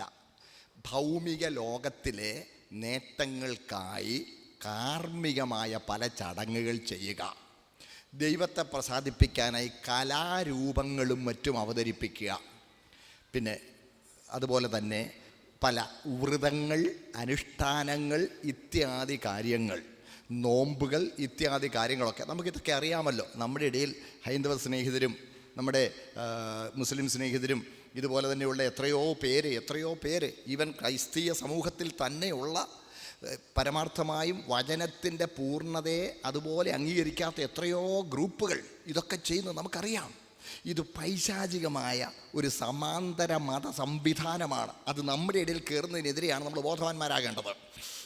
അങ്ങോട്ടെ മുമ്പോട്ട് പോകുന്നു. അപ്പോൾ കാർമ്മികമായി ഒരു ടാലിസ്മൻ കൊടുക്കുക. ടാലിസ്മൻ അറിയാമല്ലോ, ഏലസ്, ചരട്, ഇതുപോലെ പിന്നെ വെള്ളം ജപിച്ചു കൊടുക്കുക, പിന്നെ ഇങ്ങനെയൊക്കെയുള്ള കാര്യം പോലെ തന്നെ. എന്നിട്ട് നമ്മുടെ ഇടയിൽ വന്നിരിക്കുന്ന കണ്ടോ, വെള്ളം പ്രാർത്ഥിച്ച് യേശുവിൻ്റെ രക്തമാക്കുക എന്ന്. യേശുവിൻ്റെ രക്തത്തെക്കുറിച്ച് വളരെ വളരെ ഗൗരവമായി മാത്രമേ സംസാരിക്കാവൂ. യേശുവിൻ്റെ രക്തം നമ്മളല്ല കൈകാര്യം ചെയ്യുന്നത്. ഇതാദ്യം മനസ്സിലാക്കണം. അത് ചെയ്യുന്നുണ്ട്. യേശുവിൻ്റെ രക്തത്തെക്കുറിച്ച് എന്താ ബൈബിൾ പഠിപ്പിക്കുന്നത്? പത്രോസിൻ്റെ 1-ാം ലേഖനം 1-ാം അധ്യായം അതിൻ്റെ 2-ാമത്തെ വാക്യം 1 പത്രോസ് 1:2 യേശു അനുസരണം കാണിപ്പാനും യേശുവിൻ്റെ രക്തത്താൽ തളിക്കപ്പെടുവാൻ നമ്മൾ തളിക്കുകയല്ല, നമ്മൾ തളിക്കപ്പെടുകയാ. ഇനി എവിടാ തളിക്കുന്നത്? എബ്രായ ലേഖനം 10:22 നാം ദുർമനസാക്ഷി നീങ്ങുമാറ് ഹൃദയങ്ങളിൽ തളിക്കപ്പെട്ടവർ. യേശുവിൻ്റെ രക്തം നമ്മുടെ ഹൃദയങ്ങളിൽ നമ്മൾ തളിക്കപ്പെടുകയാണ്, നമ്മൾ തളിക്കുകയല്ല. നമ്മൾ ഹൃദയം തുറക്കുന്നു, യേശുവിൻ്റെ രക്തം തളിക്കുന്നത് ദൈവമാണ്. ഇത് ശ്രദ്ധിച്ചേ, യേശുവിൻ്റെ രക്തം ഒരു വലിയ പാത്രത്തിൽ പിടിച്ചുകൊണ്ട് പോയി സ്വർഗത്തിൽ അവിടെ ഫ്രീസറിൽ കൊണ്ട് വെച്ചിട്ടുണ്ടെന്നും അതിൽ ഇച്ചിരിച്ചെടുത്ത് നമ്മുടെ മേൽ തളിക്കുന്നുവെന്നും നിങ്ങൾ തെറ്റിദ്ധരിക്കരുത്. യേശു ക്രിസ്തു ജഡത്തിൽ ഇവിടെ ജനിച്ച് ജീവിച്ചപ്പോൾ അവിടുത്തെ തിരുശരീരത്തിൽ പ്രവഹിച്ചിരുന്ന പരിശുദ്ധ രക്തം എന്ന് പറഞ്ഞാൽ മറക്കരുത്, മറിയയിൽ ജഡമെടുത്തു, മറിയയിൽ നിന്ന് ജഡമെടുത്തില്ല. ഇത് ശ്രദ്ധിക്കണം. യേശുക്രിസ്തു മറിയയിൽ ജഡമെടുക്കുകയായിരുന്നു, മറിയയിൽ നിന്ന് ജഡമെടുത്തില്ല. ഇന്നും വൈദ്യശാസ്ത്രത്തിനൊരത്ഭുതമാണ്. അതായത് ഒരു ഗർഭിണിയായ ഒരു സ്ത്രീയുടെ ഉദരത്തിൽ വളരുന്ന ശിശുവിൻ്റെ രക്തവും ആ അമ്മയുടെ രക്തവും തമ്മിൽ കലരുകയില്ല. പൊക്കിൾ കൊടി എന്ന ഒരു മിറക്കിൾ അവയവം, അമ്മയുടെ ഗർഭത്തിലെ ആ ജീവിതം കഴിയുമ്പോൾ അതിന് കാലവും കഴിയും. പൊക്കിൾ കൊടി എന്ന അവയവം ഒരു അത്ഭുത പ്രതിഭാസമാണ്, ഒരു അത്ഭുതകരമായ അവയവമാണ്. ഈ പൊക്കിൾ കൊടിയിലൂടെ അമ്മയുടെ രക്തത്തിൽ നിന്നുള്ള പോഷകങ്ങൾ കുഞ്ഞിൻ്റെ രക്തത്തിൽ കലരുന്നു. രക്തം തമ്മിൽ കലരുകയില്ല. രക്തം തമ്മിൽ കലർന്നാൽ അപകടമാണ്. ചിലപ്പോൾ അമ്മയുടെ രക്തം O പോസിറ്റീവ് ആയിരിക്കും, കുഞ്ഞിൻ്റെ രക്തം O നെഗറ്റീവ്. ഡോക്ടർ സാബൊക്കെ ഇവിടെ ഇരിപ്പുണ്ട്, സാറേ ശ്രദ്ധിക്കണേ, ശ്രദ്ധിച്ചേ. O പോസിറ്റീവ് O നെഗറ്റീവ് ആയിരിക്കും. ഇത് തമ്മിൽ കലർന്നാൽ അപകടമല്ലേ സാറേ? ഭയങ്കര അപകടമാണ്. ഒരിക്കലും കലരുകയില്ല. അമ്മയുടെയും കുഞ്ഞിൻ്റെയും രക്തം ഗർഭസ്ഥാവസ്ഥയിൽ കലരുകയില്ല. യേശു മറിയയിൽ ജഡമെടുത്തപ്പോൾ മറിയയുടെ രക്തം യേശുവിൻ്റെ രക്തത്തിൽ കലരുകയുമില്ല. പരിശുദ്ധ രക്തം ധമനികളിൽ ഉൾക്കൊണ്ടുകൊണ്ട് ഇവിടെ ജനിച്ചവൻ യേശു ക്രിസ്തു മാത്രമാണ്. ശ്രദ്ധിക്കണേ, ആ പരിശുദ്ധ രക്തം മനുഷ്യവർഗത്തിൻ്റെ പാപത്തിന് പ്രായശ്ചിത്തമായി കാൽവറിയിൽ അർപ്പിക്കപ്പെടുകയായിരുന്നു, ചൊരിയപ്പെടുകയായിരുന്നു. ഈ ശപിക്കപ്പെട്ട ഭൂമിയിൽ ദൈവ തിരുമുമ്പിൽ ആ രക്തം അർപ്പിക്കപ്പെട്ടു. അതാരും മലാഖമാർ പിടിച്ചോണ്ട് പോയി സ്വർഗത്തിൽ കൊണ്ട് സൂക്ഷിച്ചു വെച്ചിരിക്കുന്നൊന്നുമില്ല, മറന്നു പോകരുത്. അർപ്പിക്കപ്പെടുകയായിരുന്നു, അത് ദൈവത്തിന് മുമ്പിൽ അർപ്പിക്കപ്പെടുക. അത് നമ്മുടെ ഹൃദയങ്ങൾ തളിക്കപ്പെടുന്നു എന്ന് പറഞ്ഞാൽ വിശ്വാസത്താൽ യേശുവിൻ്റെ രക്തം എൻ്റെ പാപത്തിന് പ്രായശ്ചിത്തമായി എന്ന് ഞാൻ അംഗീകരിച്ചേറ്റ് പറയുമ്പോൾ എൻ്റെ ഹൃദയത്തിൽ ആ രക്തം തളിച്ചതായി ദൈവം അംഗീകരിക്കുകയാണ്. അതുകൊണ്ട് ഹൃദയങ്ങളിൽ തളിക്കപ്പെട്ടവർ എന്നാണ് തിരുവെഴുത്തിൽ പറഞ്ഞിരിക്കുന്നത്. നമ്മൾ ഒരിക്കലും യേശുവിൻ്റെ രക്തം തളിക്കരുത്. വീട് കയറി താമസത്തിനൊക്കെ ചെല്ലുമ്പോൾ യേശുവിൻ്റെ രക്തം ഇവിടെ തളിക്കുന്നു എന്നും പറഞ്ഞ് ഇങ്ങനെ ശുശ്രൂഷകന്മാർ വേദപുസ്തകം തുറന്ന് വെച്ച് കയ്യിൽ പിടിച്ചോണ്ട് ഇങ്ങനെ യേശുവിൻ്റെ രക്തം ഇവിടെ തളിക്കുന്നു എന്ന് ഇങ്ങനെ കാണിച്ചുകൊണ്ട് നടക്കുന്നു എന്നൊക്കെ ഞാൻ കേട്ടു. എൻ്റെ പൊന്നു ദൈവദാസന്മാരെ, സഹോദരങ്ങളെ, നിങ്ങൾ അങ്ങനെ ചെയ്യരുത്. മാത്രമല്ല, ഇപ്പം നിങ്ങൾ ഈ പറഞ്ഞ ഈ കർത്താവിൻ്റെ ഈ സഹോദരനൊക്കെ രാവിലെ എന്നും നമ്മുടെ വളർത്തുമൃഗങ്ങളെ അഴിച്ചു വിടുന്നതിന് മുമ്പ് ഓരോന്നിനെയും പിടിച്ച് അതിനുമേൽ യേശുവിൻ്റെ രക്തം തളിച്ചു വിടണമെന്ന് ഒക്കെ മാസികയിൽ എഴുതി വിട്ടു. ഞാൻ എറണാകുളത്ത് ടൗൺ ഹാളിൽ ഒരു യോഗത്തിൽ സംസാരിച്ച് കഴിഞ്ഞപ്പോൾ ഒരു ആൻറ്റി വന്നതിനോട് ചോദിച്ചു, അയ്യോ ഞാൻ യേശുവിൻ്റെ രക്തത്തെക്കുറിച്ചാണ് ഞാൻ പ്രസംഗിച്ചു കഴിഞ്ഞപ്പോൾ ആൻറ്റി വന്ന് പറഞ്ഞു, ഞാൻ അങ്ങനെ ചെയ്യുമ്പോൾ മാസികയിൽ എഴുതി വിട്ടു, അതുകൊണ്ടാണ് ആ ഉച്ച കഴിഞ്ഞ വൈകിട്ടുള്ള സെഷനിൽ ആ ആൻറ്റി ആ മാസികം എടുത്തുകൊണ്ട് വന്നു. ഞാൻ പറഞ്ഞു, ഇനി ചെയ്യരുത്, നമ്മുടെ പട്ടിയുടെയും പൂച്ചയുടെയും മേൽ തളിക്കാനുള്ളതല്ല യേശുവിൻ്റെ രക്തം. എന്നിട്ട് രാവിലെ വണ്ടി സ്റ്റാർട്ട് ചെയ്യുന്നതിന് മുമ്പേ വണ്ടിയുടെ ചുറ്റും നടന്ന് യേശുവിൻ്റെ രക്തം തളിക്കണമെന്ന് പറയുന്നു പോലും. സഹോദരങ്ങളെ, നമ്മുടെ പാട്ട വണ്ടിയെ തളിക്കാനുള്ളതല്ല യേശുവിൻ്റെ രക്തം. നമ്മളല്ല കൈകാര്യം ചെയ്യുന്നത്. യേശുവിൻ്റെ രക്തം മൂലമുള്ള വിജയം നമ്മൾ അവകാശപ്പെടുകയാണ്. യേശുവിൻ്റെ രക്തത്താൽ ജയം, യേശുവിൻ്റെ രക്തത്താൽ ജയം, യേശുവിൻ്റെ രക്തത്താൽ ജയം എന്ന് നമ്മൾ അവകാശപ്പെടുകയാണ്. നമ്മളത് ഏറ്റുപറയുകയാണ്, അത് നമ്മൾ അനുഭവിക്കുകയാണ്. നമ്മളതുകൊണ്ട് തളിക്കുകയോ യേശുവിൻ്റെ രക്തം നമ്മൾ കൈകാര്യം ചെയ്യുവാൻ പോകരുത്.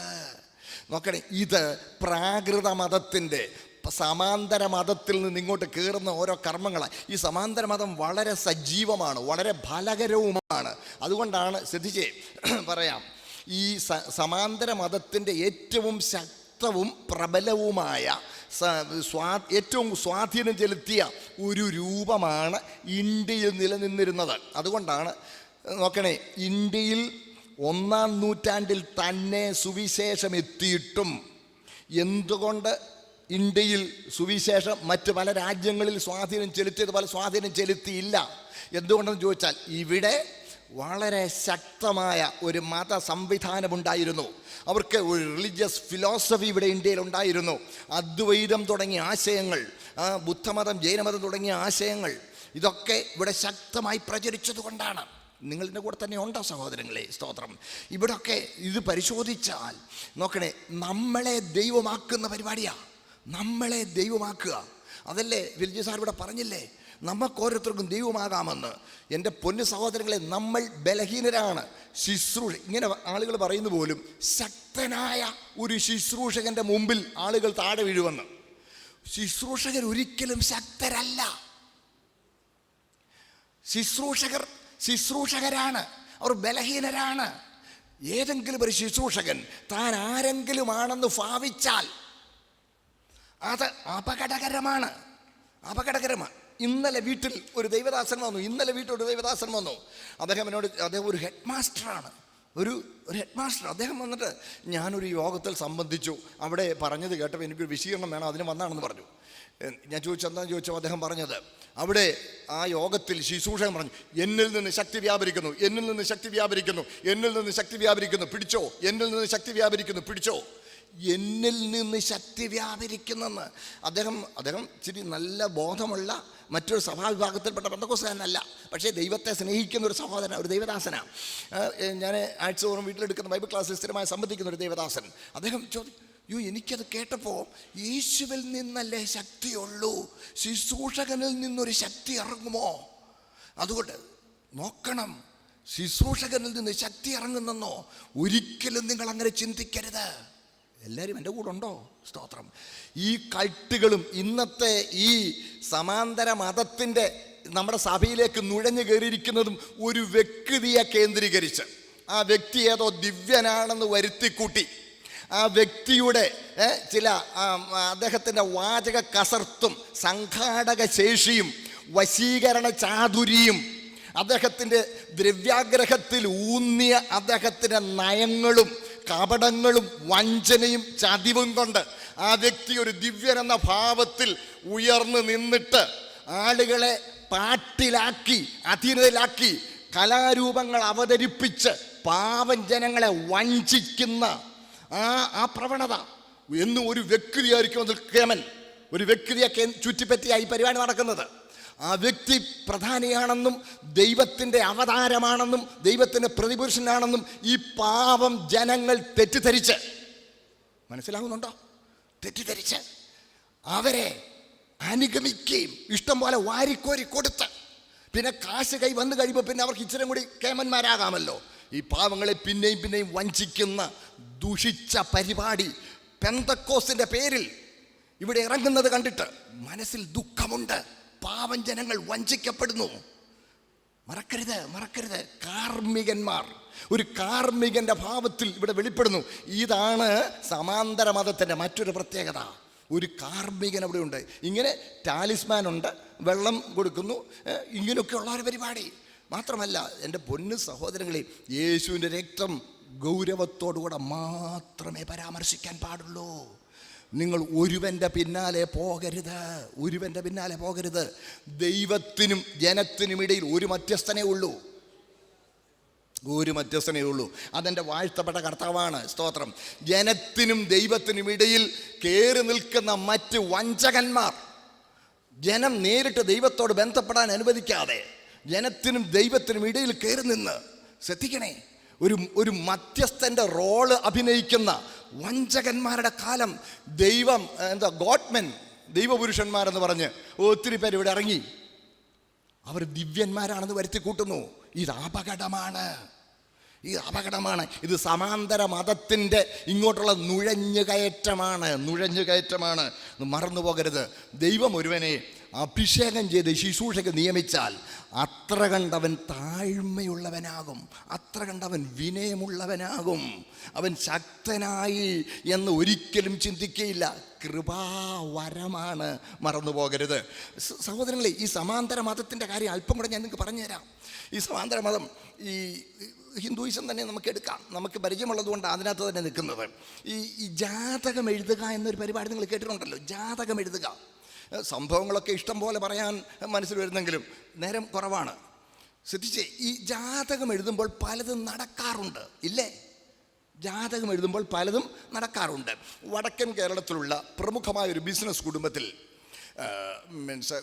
നടന്ന ഒരു ദാരുണമായ ഒരു ആത്മഹത്യ. ഭയങ്കര സങ്കടമായിരുന്നു.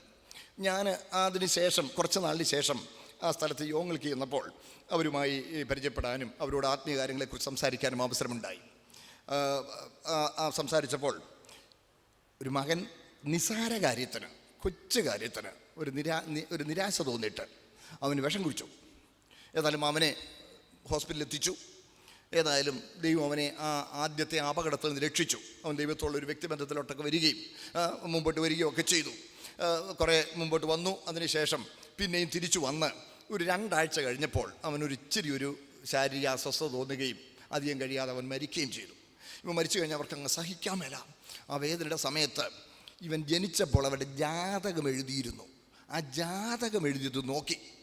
ഈ ജാതകം എഴുതിയത് നോക്കിയപ്പോൾ കൃത്യമായി അതിൽ പറഞ്ഞിരുന്നു, ഇത്രാമത്തെ വയസ്സിൽ ഇങ്ങനെയുള്ള നിസാരമായ ഒരു കാര്യത്തിന് വളരെ കറക്റ്റ് വിശദീകരണം എഴുതിയിരുന്നത്. അകാല മരണത്തിൽ പെടാൻ സാധ്യതയുണ്ട്, രക്ഷപ്പെട്ടാൽ വലിയ ആളാകും. ശ്രദ്ധിക്കണേ, ഈ ജാതകത്തിൽ ഇത് വായിച്ചു കഴിഞ്ഞപ്പോൾ അയ്യോ ഞങ്ങളിത് നേരത്തെ വായിച്ചിരുന്നെങ്കിൽ എന്ന് പറഞ്ഞ് അവർ ഭയങ്കരമായിട്ട് ദുഃഖിക്കാൻ തുടങ്ങി. ശ്രദ്ധിച്ചേ, ഇങ്ങനെ ജാതകം എഴുതുമ്പോൾ പല കാര്യം അതുപോലെ നടക്കും. എന്താ സംഭവിക്കുന്നത്? ഈ ജാതകം എഴുതുക എന്ന് പറഞ്ഞാൽ എന്താണ് പറയാം. അതായത് ഒരു കുഞ്ഞ് ജനിക്കുമ്പോൾ ഭൂമിയിൽ ഏറ്റവും അധികം സ്വാധീനം ചെലുത്തി നിൽക്കുന്ന നക്ഷത്രമോ ഗ്രഹമോ ഏതോ അത് ആ കുഞ്ഞിൻ്റെ ജന്മനക്ഷത്രം എന്ന് അങ്ങ് പരിഗണിക്കുക. അതൊരു സങ്കല്പമാണ്. അങ്ങനെ ആ സങ്കല്പത്തെ അടിസ്ഥാനമാക്കി ഈ നക്ഷത്രത്തിന് അടുത്ത, അല്ലെങ്കിൽ ഈ ഗ്രഹത്തിന് അടുത്ത ഒരു 100 വർഷം ഉണ്ടാകുന്ന ഗതിവിഗതികൾ നേരത്തെ കൂട്ടി കണക്ക് കൂട്ടാം. നമുക്ക് കണക്ക് കൂട്ടാം. നമുക്കറിയാമല്ലോ, നാളെ രാവിലെ 10 മണിയാകുമ്പോൾ സൂര്യൻ എവിടെ നിൽക്കുമെന്ന് നമുക്ക് ഏകദേശം ചൂണ്ടിക്കാണിക്കാമല്ലോ. ഇപ്പം ചൂണ്ടിക്കാണിക്കാം. ഇതുപോലെ അടുത്തൊരു 100 വർഷത്തേക്ക് ഈ പ്രത്യേക നക്ഷത്രത്തിനോ ഗ്രഹത്തിനോ എന്തൊക്കെ ഗതിവിഗതികൾ ഉണ്ടാകുമെന്നുള്ളത് നേരത്തെ കൂട്ടി കണക്ക് കൂട്ടാം. അങ്ങനെ കണക്ക് കൂട്ടിയിട്ട് ഈ ഗ്രഹത്തിനോ നക്ഷത്രത്തിനോ ഉണ്ടാകുന്ന മാറ്റങ്ങൾ ഈ കുഞ്ഞിൻ്റെ ജീവിതാനുഭവങ്ങളായി വ്യാഖ്യാനിക്കുന്നതാണ് ഈ ജാതകമെഴുത്തിൻ്റെ തത്വം. ഇത് വെറും ഒരു സങ്കല്പമാണ്. അപ്പോൾ ജനന സമയം പറയണം. ആ ജനന സമയം അനുസരിച്ചാണ് ഈ ജാതകം എഴുതുന്നത്. എല്ലാവരും എൻ്റെ കൂടെ തന്നെ ഉണ്ടല്ലോ. ഇപ്പോൾ പിന്നെ കമ്പ്യൂട്ടറൊക്കെ വന്നുകൊണ്ട് വളരെ എളുപ്പമാണ്, കണക്ക് കൂട്ടാൻ എളുപ്പമാണ്. എന്നാൽ സഹോദരങ്ങളെ, ഇപ്പോൾ മെഡിക്കൽ സയൻസും കൂടെ വളരെ ഡെവലപ്പ് ചെയ്തതുകൊണ്ട് കുഞ്ഞെപ്പോഴാണ് ജനിക്കേണ്ടതെന്നുള്ളത് ഡോക്ടറും അമ്മയപ്പന്മാരും കൂടെ തീരുമാനിച്ചാൽ മതി. നിങ്ങളെൻ്റെ കൂടെ ഉണ്ടോ? സ്തോത്രം. കുഞ്ഞ് അപ്പോൾ എന്ന് പറഞ്ഞാൽ അതിൻ്റെ ജാതകം എഴുതാൻ ഇതിൻ്റെ ജാതകം എങ്ങനെ ഇരിക്കും എന്നുള്ളത് ഡോക്ടറും അമ്മയപ്പന്മാരും കൂടെ തീരുമാനിക്കും. അപ്പോൾ അത് വെറും ഒരു സങ്കല്പമാണ്. ഈ സങ്കല്പത്തിൽ അവർ ചിന്തിക്കുന്ന കാര്യം പിന്നെ എന്തുകൊണ്ട് അങ്ങനെ നടക്കുന്നു മനസ്സിലാവുന്നുണ്ടോ? അനേക കേസുകൾ എനിക്കറിയാം. എന്തുകൊണ്ട് അങ്ങനെ നടക്കുന്നു പറയാം. പിശാച് നേരത്തെ കൂട്ടി ഈ കാര്യം അങ്ങനെ പറഞ്ഞ ശേഷം, രേഖപ്പെടുത്തി വെച്ച ശേഷം, ആ രേഖപ്പെടുത്തപ്പെട്ടതുപോലെ അവൻ്റെ അനുഭവമാകുവാൻ പിശാച് പ്രവർത്തിക്കും. മനസ്സിലാവുന്നുണ്ടോ? പിശാച് പ്രവർത്തിക്കും. അപ്പോൾ ഈ ജാതകം എഴുതിയതുപോലെ സംഭവിച്ചല്ലോ. അപ്പോൾ ഒരു ഗ്രഹപ്പിഴ, അങ്ങനെയല്ല നമ്മൾ പറയുന്നത്, ഗ്രഹപ്പിഴ. പിഴ നമ്മുടേതല്ല, ഗ്രഹത്തിൻ്റെതാ. ആ ഗ്രഹപ്പിഴയുണ്ടെങ്കിൽ ആ ഗ്രഹപ്പിഴ മാറാൻ ഇന്ന കർമ്മങ്ങൾ ചെയ്യണം, ഇന്ന കാര്യങ്ങൾ ചെയ്യണം എന്ന് പറയുമ്പോൾ ആ ഗ്രഹപ്പിഴ മാറിപ്പോവും. ചിലപ്പം ആ പിശാചിനെ പ്രസാദിപ്പിക്കുന്ന കാര്യം ചെയ്ത് കഴിയുമ്പോഴത്തേനും അവൻ എന്ത് ചെയ്യും?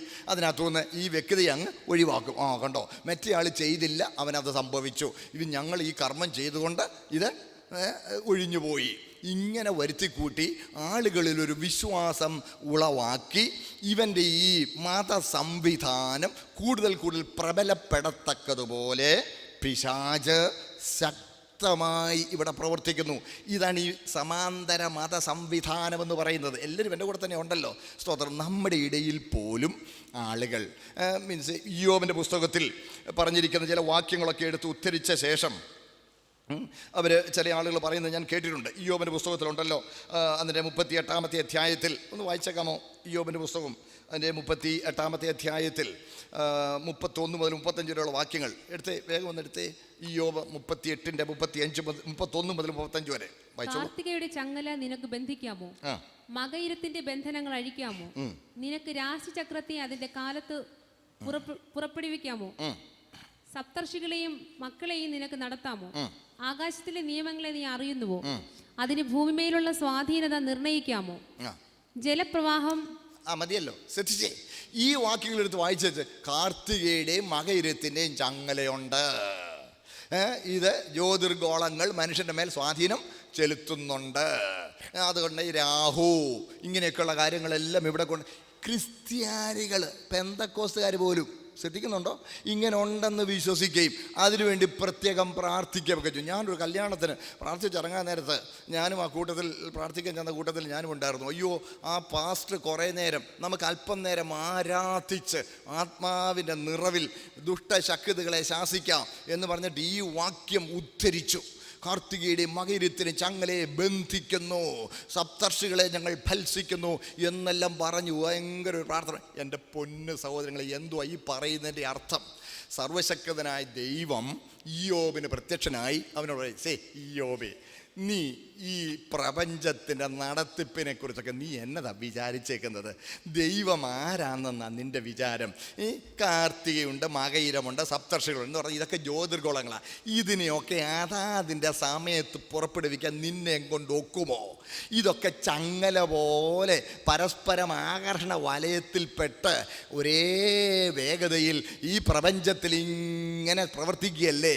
അതിൻ്റെ സ്പീഡൊന്ന് കൂട്ടാനോ കുറയ്ക്കാനോ നിന്നെ കൊണ്ട് ഒക്കുമോ? ഈ ഭൂമി 365 ദിവസം കൊണ്ട് സൂര്യന് ചുറ്റും ഭൂമി ഇങ്ങനെ കറങ്ങി വരുന്നുണ്ടല്ലോ. ഈ കറങ്ങി വരുന്നത് 360 ദിവസം കൊണ്ട് കറങ്ങി വരത്തക്കതുപോലെ അതിൻ്റെ വേഗം ഇച്ചിരി നിനക്കൊന്ന് കൂട്ടാമോ? മനസ്സിലായോ? ഇതാണ്. എന്നാൽ ഇയ്യോബേ, ഇതെല്ലാം അതിൻ്റെ കൃത്യമായ നിലയിൽ ഞാൻ ഇവിടെ ചെയ്യുന്നുണ്ട്. ഇതിൻ്റെയൊക്കെ നിയന്ത്രണം ഞാൻ നിർവഹിക്കുന്നുണ്ട്. നീ ശക്തനായി ആരെ മുറുക്കിക്കോ, ഞാൻ നിന്നോട് കൂടെ ഉണ്ട് എന്ന് ദൈവം തൻ്റെ ദൈവത്വത്തെക്കുറിച്ചും തൻ്റെ വല്ലഭത്വത്തെക്കുറിച്ചും ഇയ്യോബിന് ഒരു ബോധം വരത്തക്കതുപോലെ സംസാരിക്കുക. അല്ലാതെ മനുഷ്യൻ്റെ മേൽ ജ്യോതിർഗോളങ്ങൾ സ്വാധീനം ചെലുത്തുന്നെന്നും അതിനെ ശാസിച്ച് ഭത്സിച്ച് വിടണമെന്നും ഒന്നുമല്ല അതിൻ്റെ അർത്ഥം. പ്രിയമുള്ളവരെ, ഈ വാക്യമൊക്കെ എടുത്ത് വായിച്ചേച്ച് ഈ സമാന്തര മത സംവിധാനത്തിലെ ഈ നടപടികൾ നമ്മുടെ സഭകളിൽ കൊണ്ടുവരുന്നു. എല്ലാവരും എൻ്റെ കൂടെ ഉണ്ടോ? മനസ്സിലാവുന്നുണ്ടോ? ഇതിനെതിരെ ജാഗ്രത പാലിക്കണം. എന്നിട്ട് ഈ ശാപമുണ്ടെന്നും ആ ശാപം പൊട്ടിച്ചു വിടണമെന്നും ആ ശാപം പൊട്ടിക്കാൻ ദൈവം ചിലർക്ക് അധികാരം കൊടുത്തിട്ടുണ്ടെന്നും മനസ്സിലാവുന്നുണ്ടോ? സ്തോത്രം. ഇതെല്ലാം അതാ ഒരു ശനിദോഷമുണ്ട്.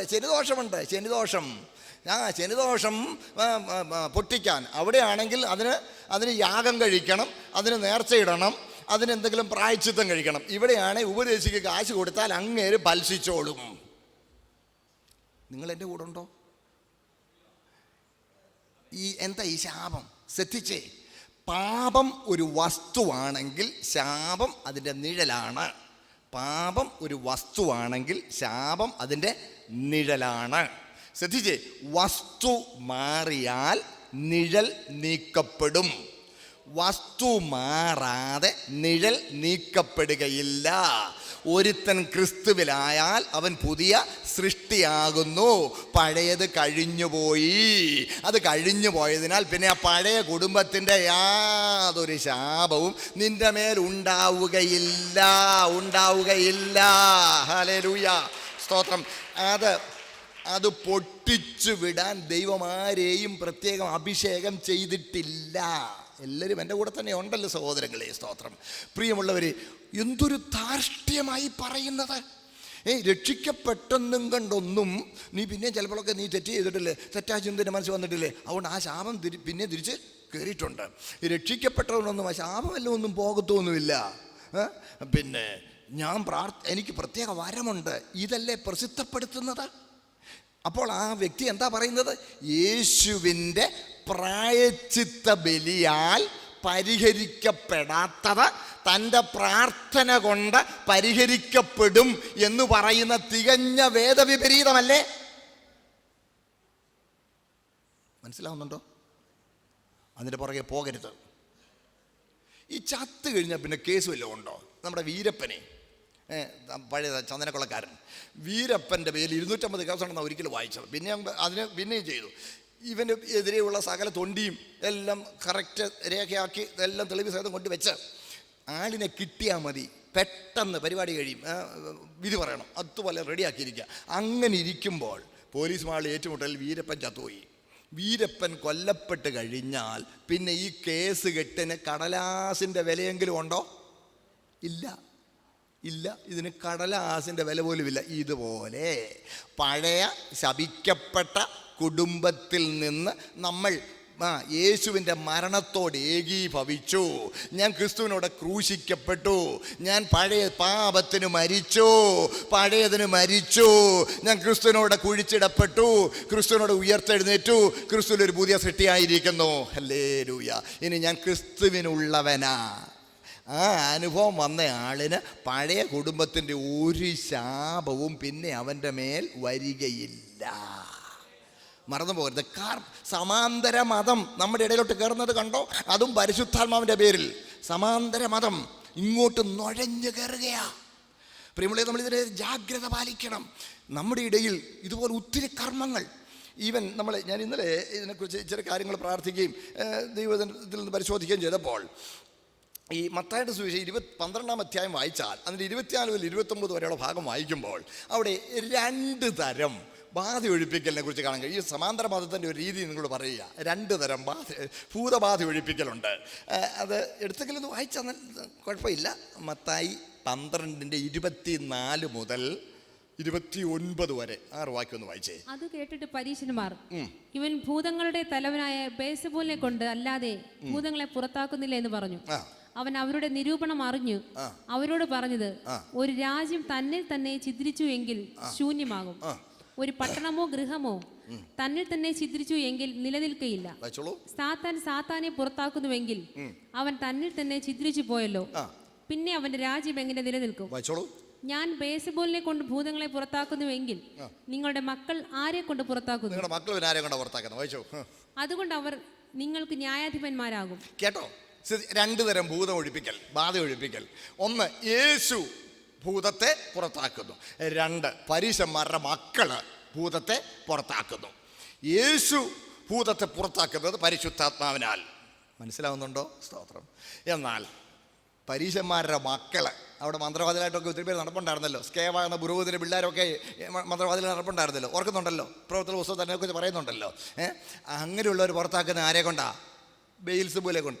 ഞാൻ ബെയിൽസെബൂലെ കൊണ്ടാ ഭൂതങ്ങളെ പുറത്താക്കുന്നതെന്ന് പറയുമ്പം ബെയിൽസെബൂലിനെ ഞാനിങ്ങ് എടുത്താൽ പിന്നെ നിങ്ങളുടെ പിള്ളേർക്ക് പിന്നെ പുറത്താക്കാൻ ആരുണ്ട്?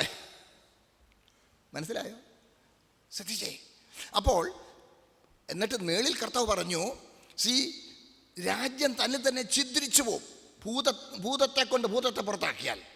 എന്നാൽ ശ്രദ്ധിച്ചേ, രാജ്യം ഛിദ്രിക്കാതെ രാജ്യം പ്രബലപ്പെടത്തക്കതുപോലെ, മനസ്സിലായോ, ഇവർ തമ്മിൽ ചെറിയൊരു അഡ്ജസ്റ്റ്മെൻ്റായി വലിയ പുള്ളിയെ കൊണ്ട് കൊച്ചു പുള്ളിയെ പുറത്താക്കി, മനസ്സിലായോ, ജനങ്ങളെ പരിഭ്രമിപ്പിച്ച് വിശ്വസിപ്പിച്ച് ഇവരെ പാട്ടിൽ ആക്കി വെക്കുന്ന പരിപാടി അന്നേ ഉണ്ട്, ഇന്നുമുണ്ട്. നിങ്ങളെല്ലാവരും എൻ്റെ കൂടെ ഉണ്ടോ? നമ്മുടെ ഇടയിൽ ഒരു ധാരണയുണ്ട്, കൃപയുള്ള വന്നപ്പോൾ ഭൂതം അലറി ഇളകിയെന്ന്. എൻ്റെ പൊന്ന് സഹോദരങ്ങളെ, കൃപയുള്ള വന്നപ്പം ഭൂതമിളകി, ഇങ്ങനൊരു ധാരണയുണ്ട്. ദൈവ സാന്നിധ്യത്തിൽ ദുരാത്മാക്കൾ അസ്വസ്ഥരായാൽ ശ്രദ്ധിക്കണേ, അവനെ ശാസിച്ചാൽ അന്നേരമേ അത് വിട്ടുപോകും.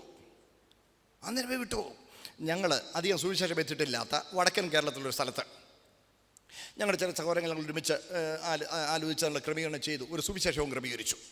സുവിശേഷം ക്രമീകരിച്ച് 3 ദിവസം അടുപ്പിച്ച് പ്രസംഗിക്കുക. പ്രാർത്ഥനയോടെ ഞങ്ങൾ ദൂതെല്ലാം ഒരുക്കി അവിടെ ചെന്നു.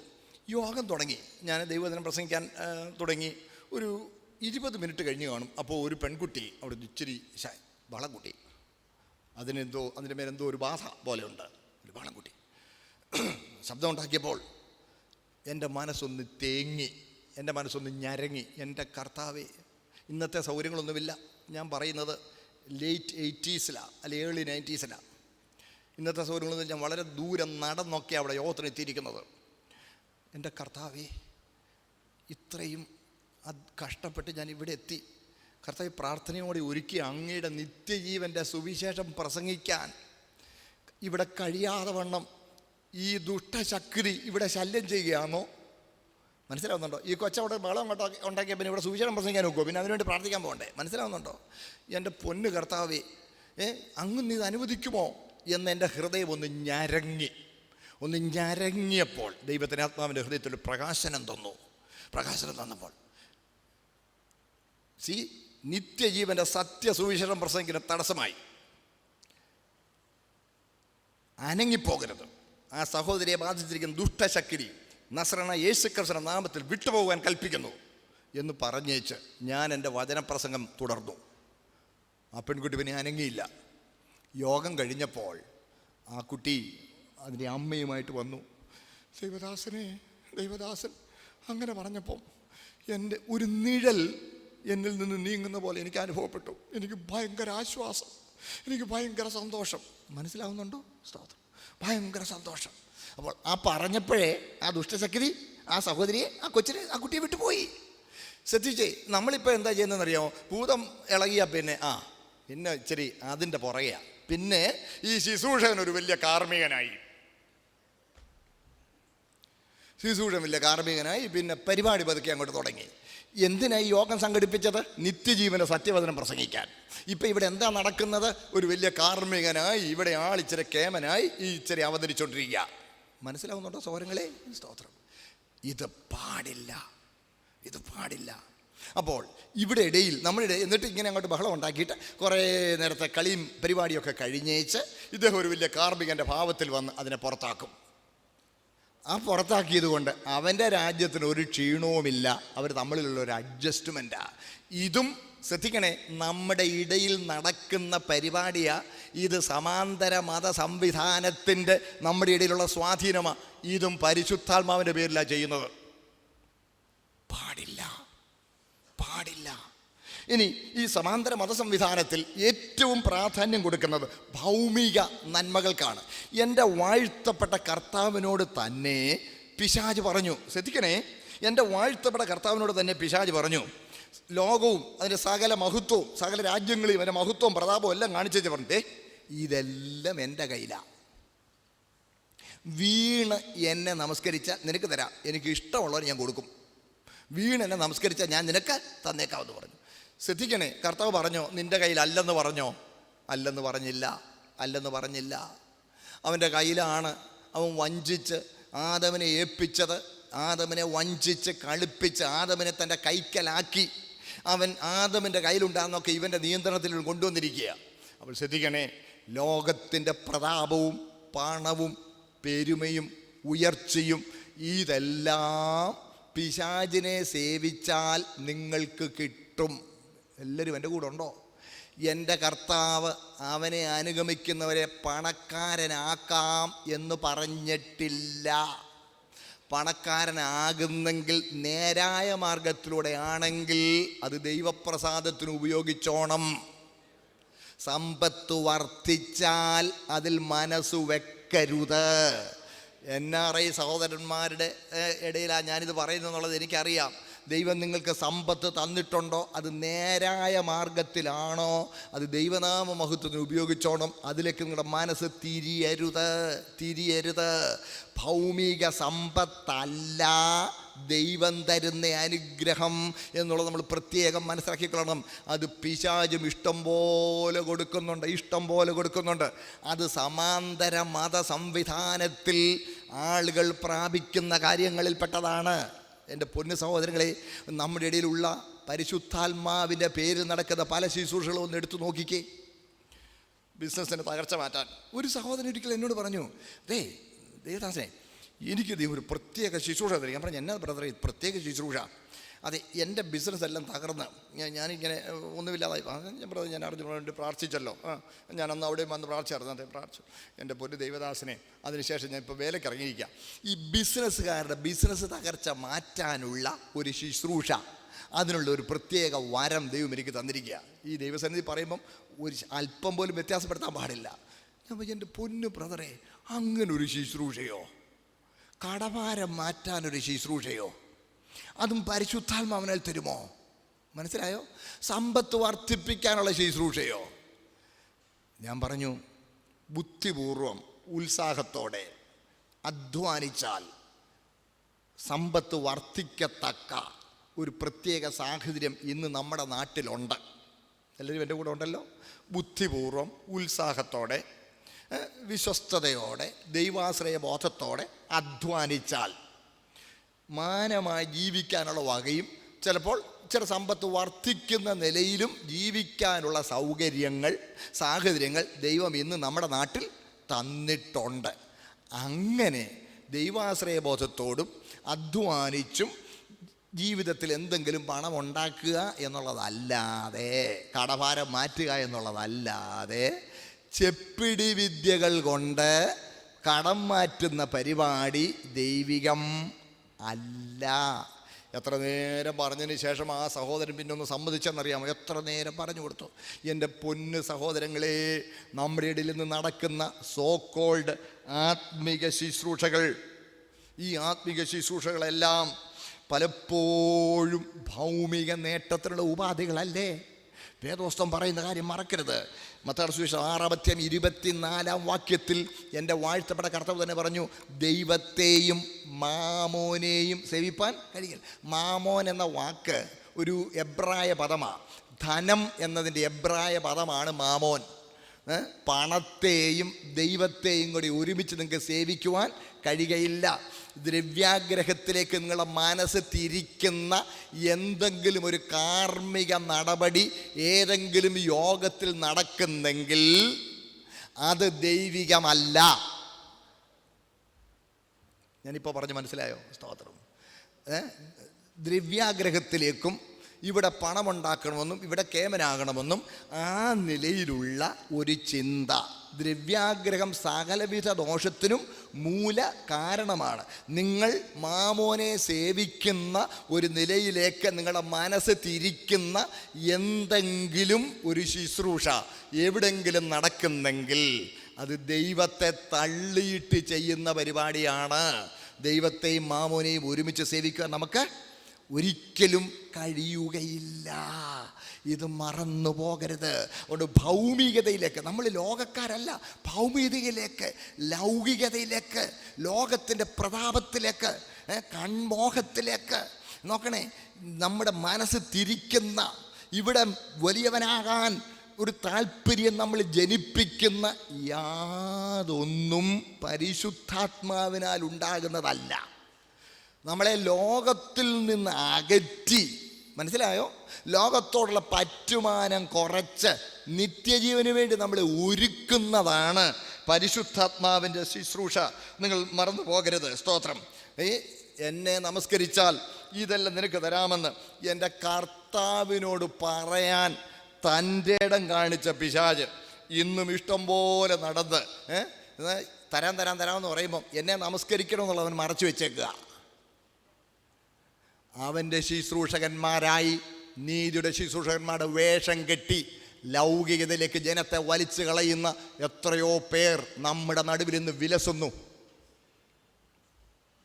തിരിച്ചറിയാൻ നിങ്ങളുടെ കണ്ണ് തുറക്കുമോ? തിരിച്ചറിയാൻ നിങ്ങളുടെ കണ്ണ് തുറക്കുമോ? സ്തോത്രം. മനസ്സിലാകുന്നെന്ന് ഞാൻ വിശ്വസിക്കട്ടെ. സ്തോത്രം. പ്രിയമുള്ളവരെ, അതുകൊണ്ട് ഏതാത്മാവിനാലാണ് ഇങ്ങനെയുള്ള കർമ്മങ്ങൾ പരിപാടി നടക്കുന്നത് നിങ്ങൾ ഓർക്കണം. യോഹന്നാന്റെ 1-ാം ലേഖനം 4-ാം അധ്യായം അതിന് 3 മുതൽ 6 വരെയുള്ള ഭാഗം വായിച്ചാൽ ഇതാരാണ് ഇതിൻ്റെ പിന്നിൽ ഇങ്ങനെയുള്ള ലൗകികതയിലേക്ക് ഭൗമികതയിലേക്ക് ജനഹൃദയങ്ങളെ തിരിക്കുന്നുള്ളത് നമുക്ക് കാണാൻ കഴിയും. വായിച്ചാട്ടെ, 1 യോഹന്നാൻ 4-ാം അധ്യായം 3 മുതൽ 6 വരെയുള്ള വാക്യം വായിച്ചാട്ടെ. യേശുവിനെ സ്വീകരിക്കാത്ത യാതൊരു ആത്മാവും ദൈവത്തിൽ നിന്നുള്ളതല്ല. വായിച്ചോളൂ. അത് എതിർ ക്രിസ്തുവിന്റെ ആത്മാവ് തന്നെ. കേട്ടോ? അത് വരും എന്ന് നിങ്ങൾ കേട്ടിട്ടുണ്ടല്ലോ. അത് ഇപ്പോൾ തന്നെ ലോകത്തിലുണ്ട്. കുഞ്ഞുങ്ങളെ, നിങ്ങൾ ദൈവത്തിൽ നിന്നുള്ളവരാകുന്നു, അവരെ ജയിച്ചുമിരിക്കുന്നു. നിങ്ങളിലുള്ളവൻ ലോകത്തിലുള്ളവനേക്കാൾ വലിയവനല്ലോ.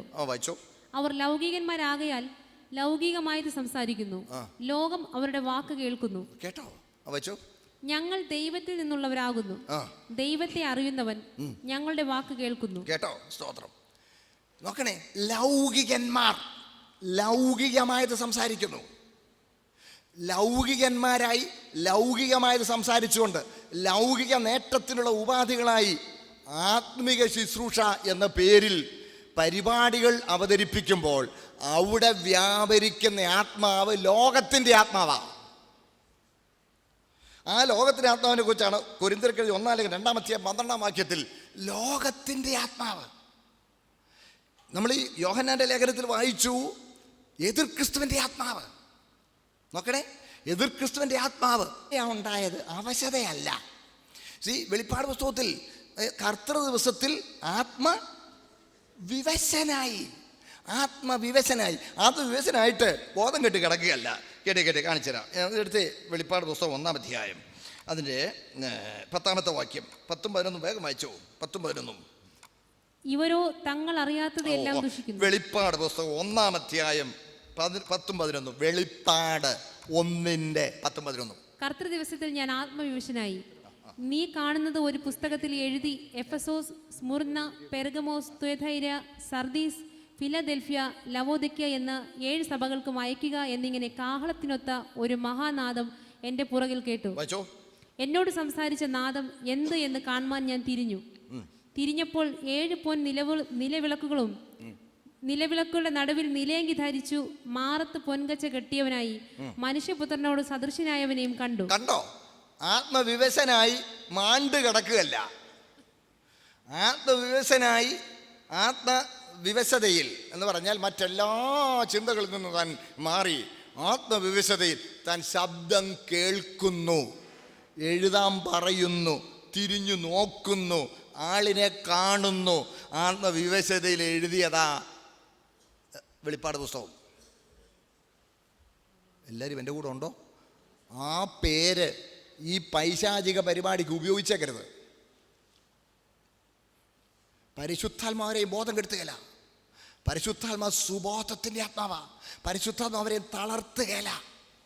പരിശുദ്ധാത്മ ബലപ്പെടുത്തുന്ന ആത്മാവാ. പരിശുദ്ധാത്മാവരെയും വീഴിക്കയില്ല. പരിശുദ്ധാത്മ എഴുന്നേൽപ്പിക്കുന്ന ആത്മാവാ. ഇവിടെ കാണിച്ച ഒരു ക്ലിപ്പിങ്ങിനെ കുറിച്ച് സഹോദരങ്ങളെ, ഞാൻ ദൈവത്തിൻ്റെ കൃപയാൽ 38 വർഷമായി കർത്താവിൻ്റെ വേല ചെയ്യുന്നു. ഇപ്പോൾ ക്ലിപ്പിംഗ് കാണിച്ച പല ദേവദാസന്മാരെയും എനിക്ക് വളരെ അടുത്ത് പരിചയമുണ്ട്. അവരുടെ ശുശ്രൂഷയുടെ ആരംഭഘട്ടങ്ങളിൽ അവിടെ സഭകളിൽ പോയി ശുശ്രൂഷിച്ചിട്ടുണ്ട്. ആ സഭയിൽ ഒരിക്കൽ ഒരാഴ്ച ഞാൻ ബൈബിൾ ക്ലാസ് എടുത്തപ്പോൾ അദ്ദേഹം ഉപദേശ വൈപരീത്യങ്ങളിലേക്ക് വഴുതിപ്പോകുന്നത് കണ്ടിട്ട് ഞാൻ അദ്ദേഹത്തിന് മുന്നറിയിപ്പ് കൊടുത്തു. നിങ്ങൾ വേദവൈപരീത്യത്തിലേക്ക് വഴുതുകയാണെന്ന് മുന്നറിയിപ്പ് കൊടുത്തു.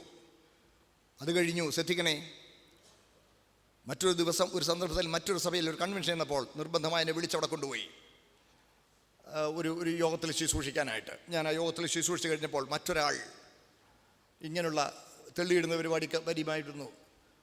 എൻ്റെ പ്രസംഗം കഴിഞ്ഞതുകൊണ്ട് എനിക്ക് അവിടെ ഇൻ്റർവ്യൂ ചെയ്യാൻ കഴിഞ്ഞില്ല.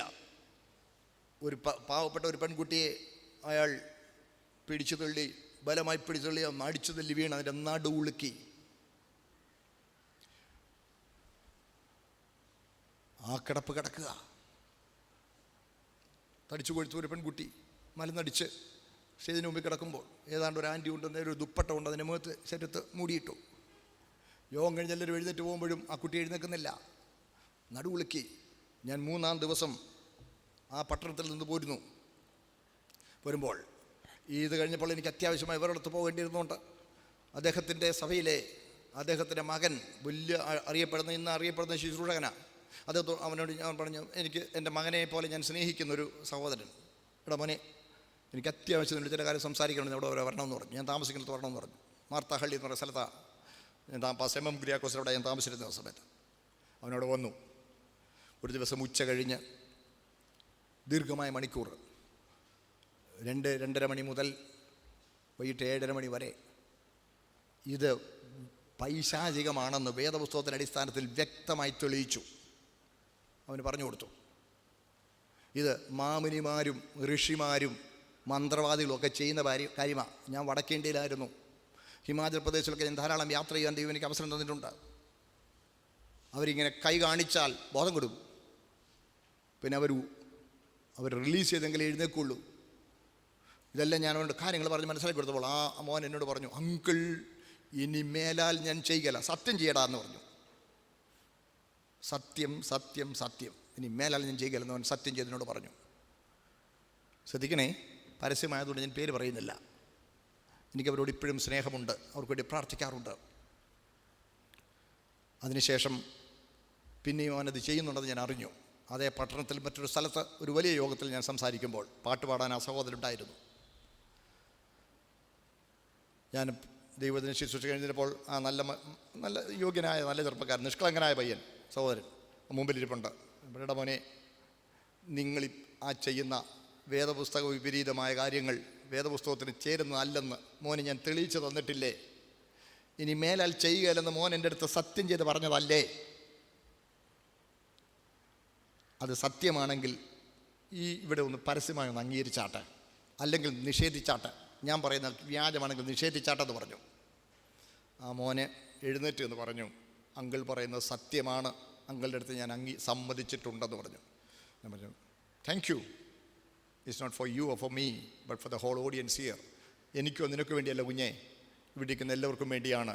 ഇത് പൈശാചികമാണ്, ഇത് വേദപുസ്തകത്തിലുള്ളതല്ല എന്ന് പറഞ്ഞ് അവിടെ ഒരു യൂത്ത് ക്യാമ്പ് ആയിരുന്നു. ചില ദിവസങ്ങൾ ഞാൻ അവിടെ ഉണ്ടായിരുന്നു. പറഞ്ഞു കൊടുത്തു, പരിശുദ്ധാത്മാവിൻ്റെ പേരിൽ കാട്ടിക്കൂട്ടുന്ന കോപ്രായങ്ങൾ പരിശുദ്ധാത്മാവ് ആരെയും ബാധിക്കയില്ല. പരിശുദ്ധാത്മാവ് ലക്ഷണം കെട്ട പോലെ പെരുമാറുകയില്ല.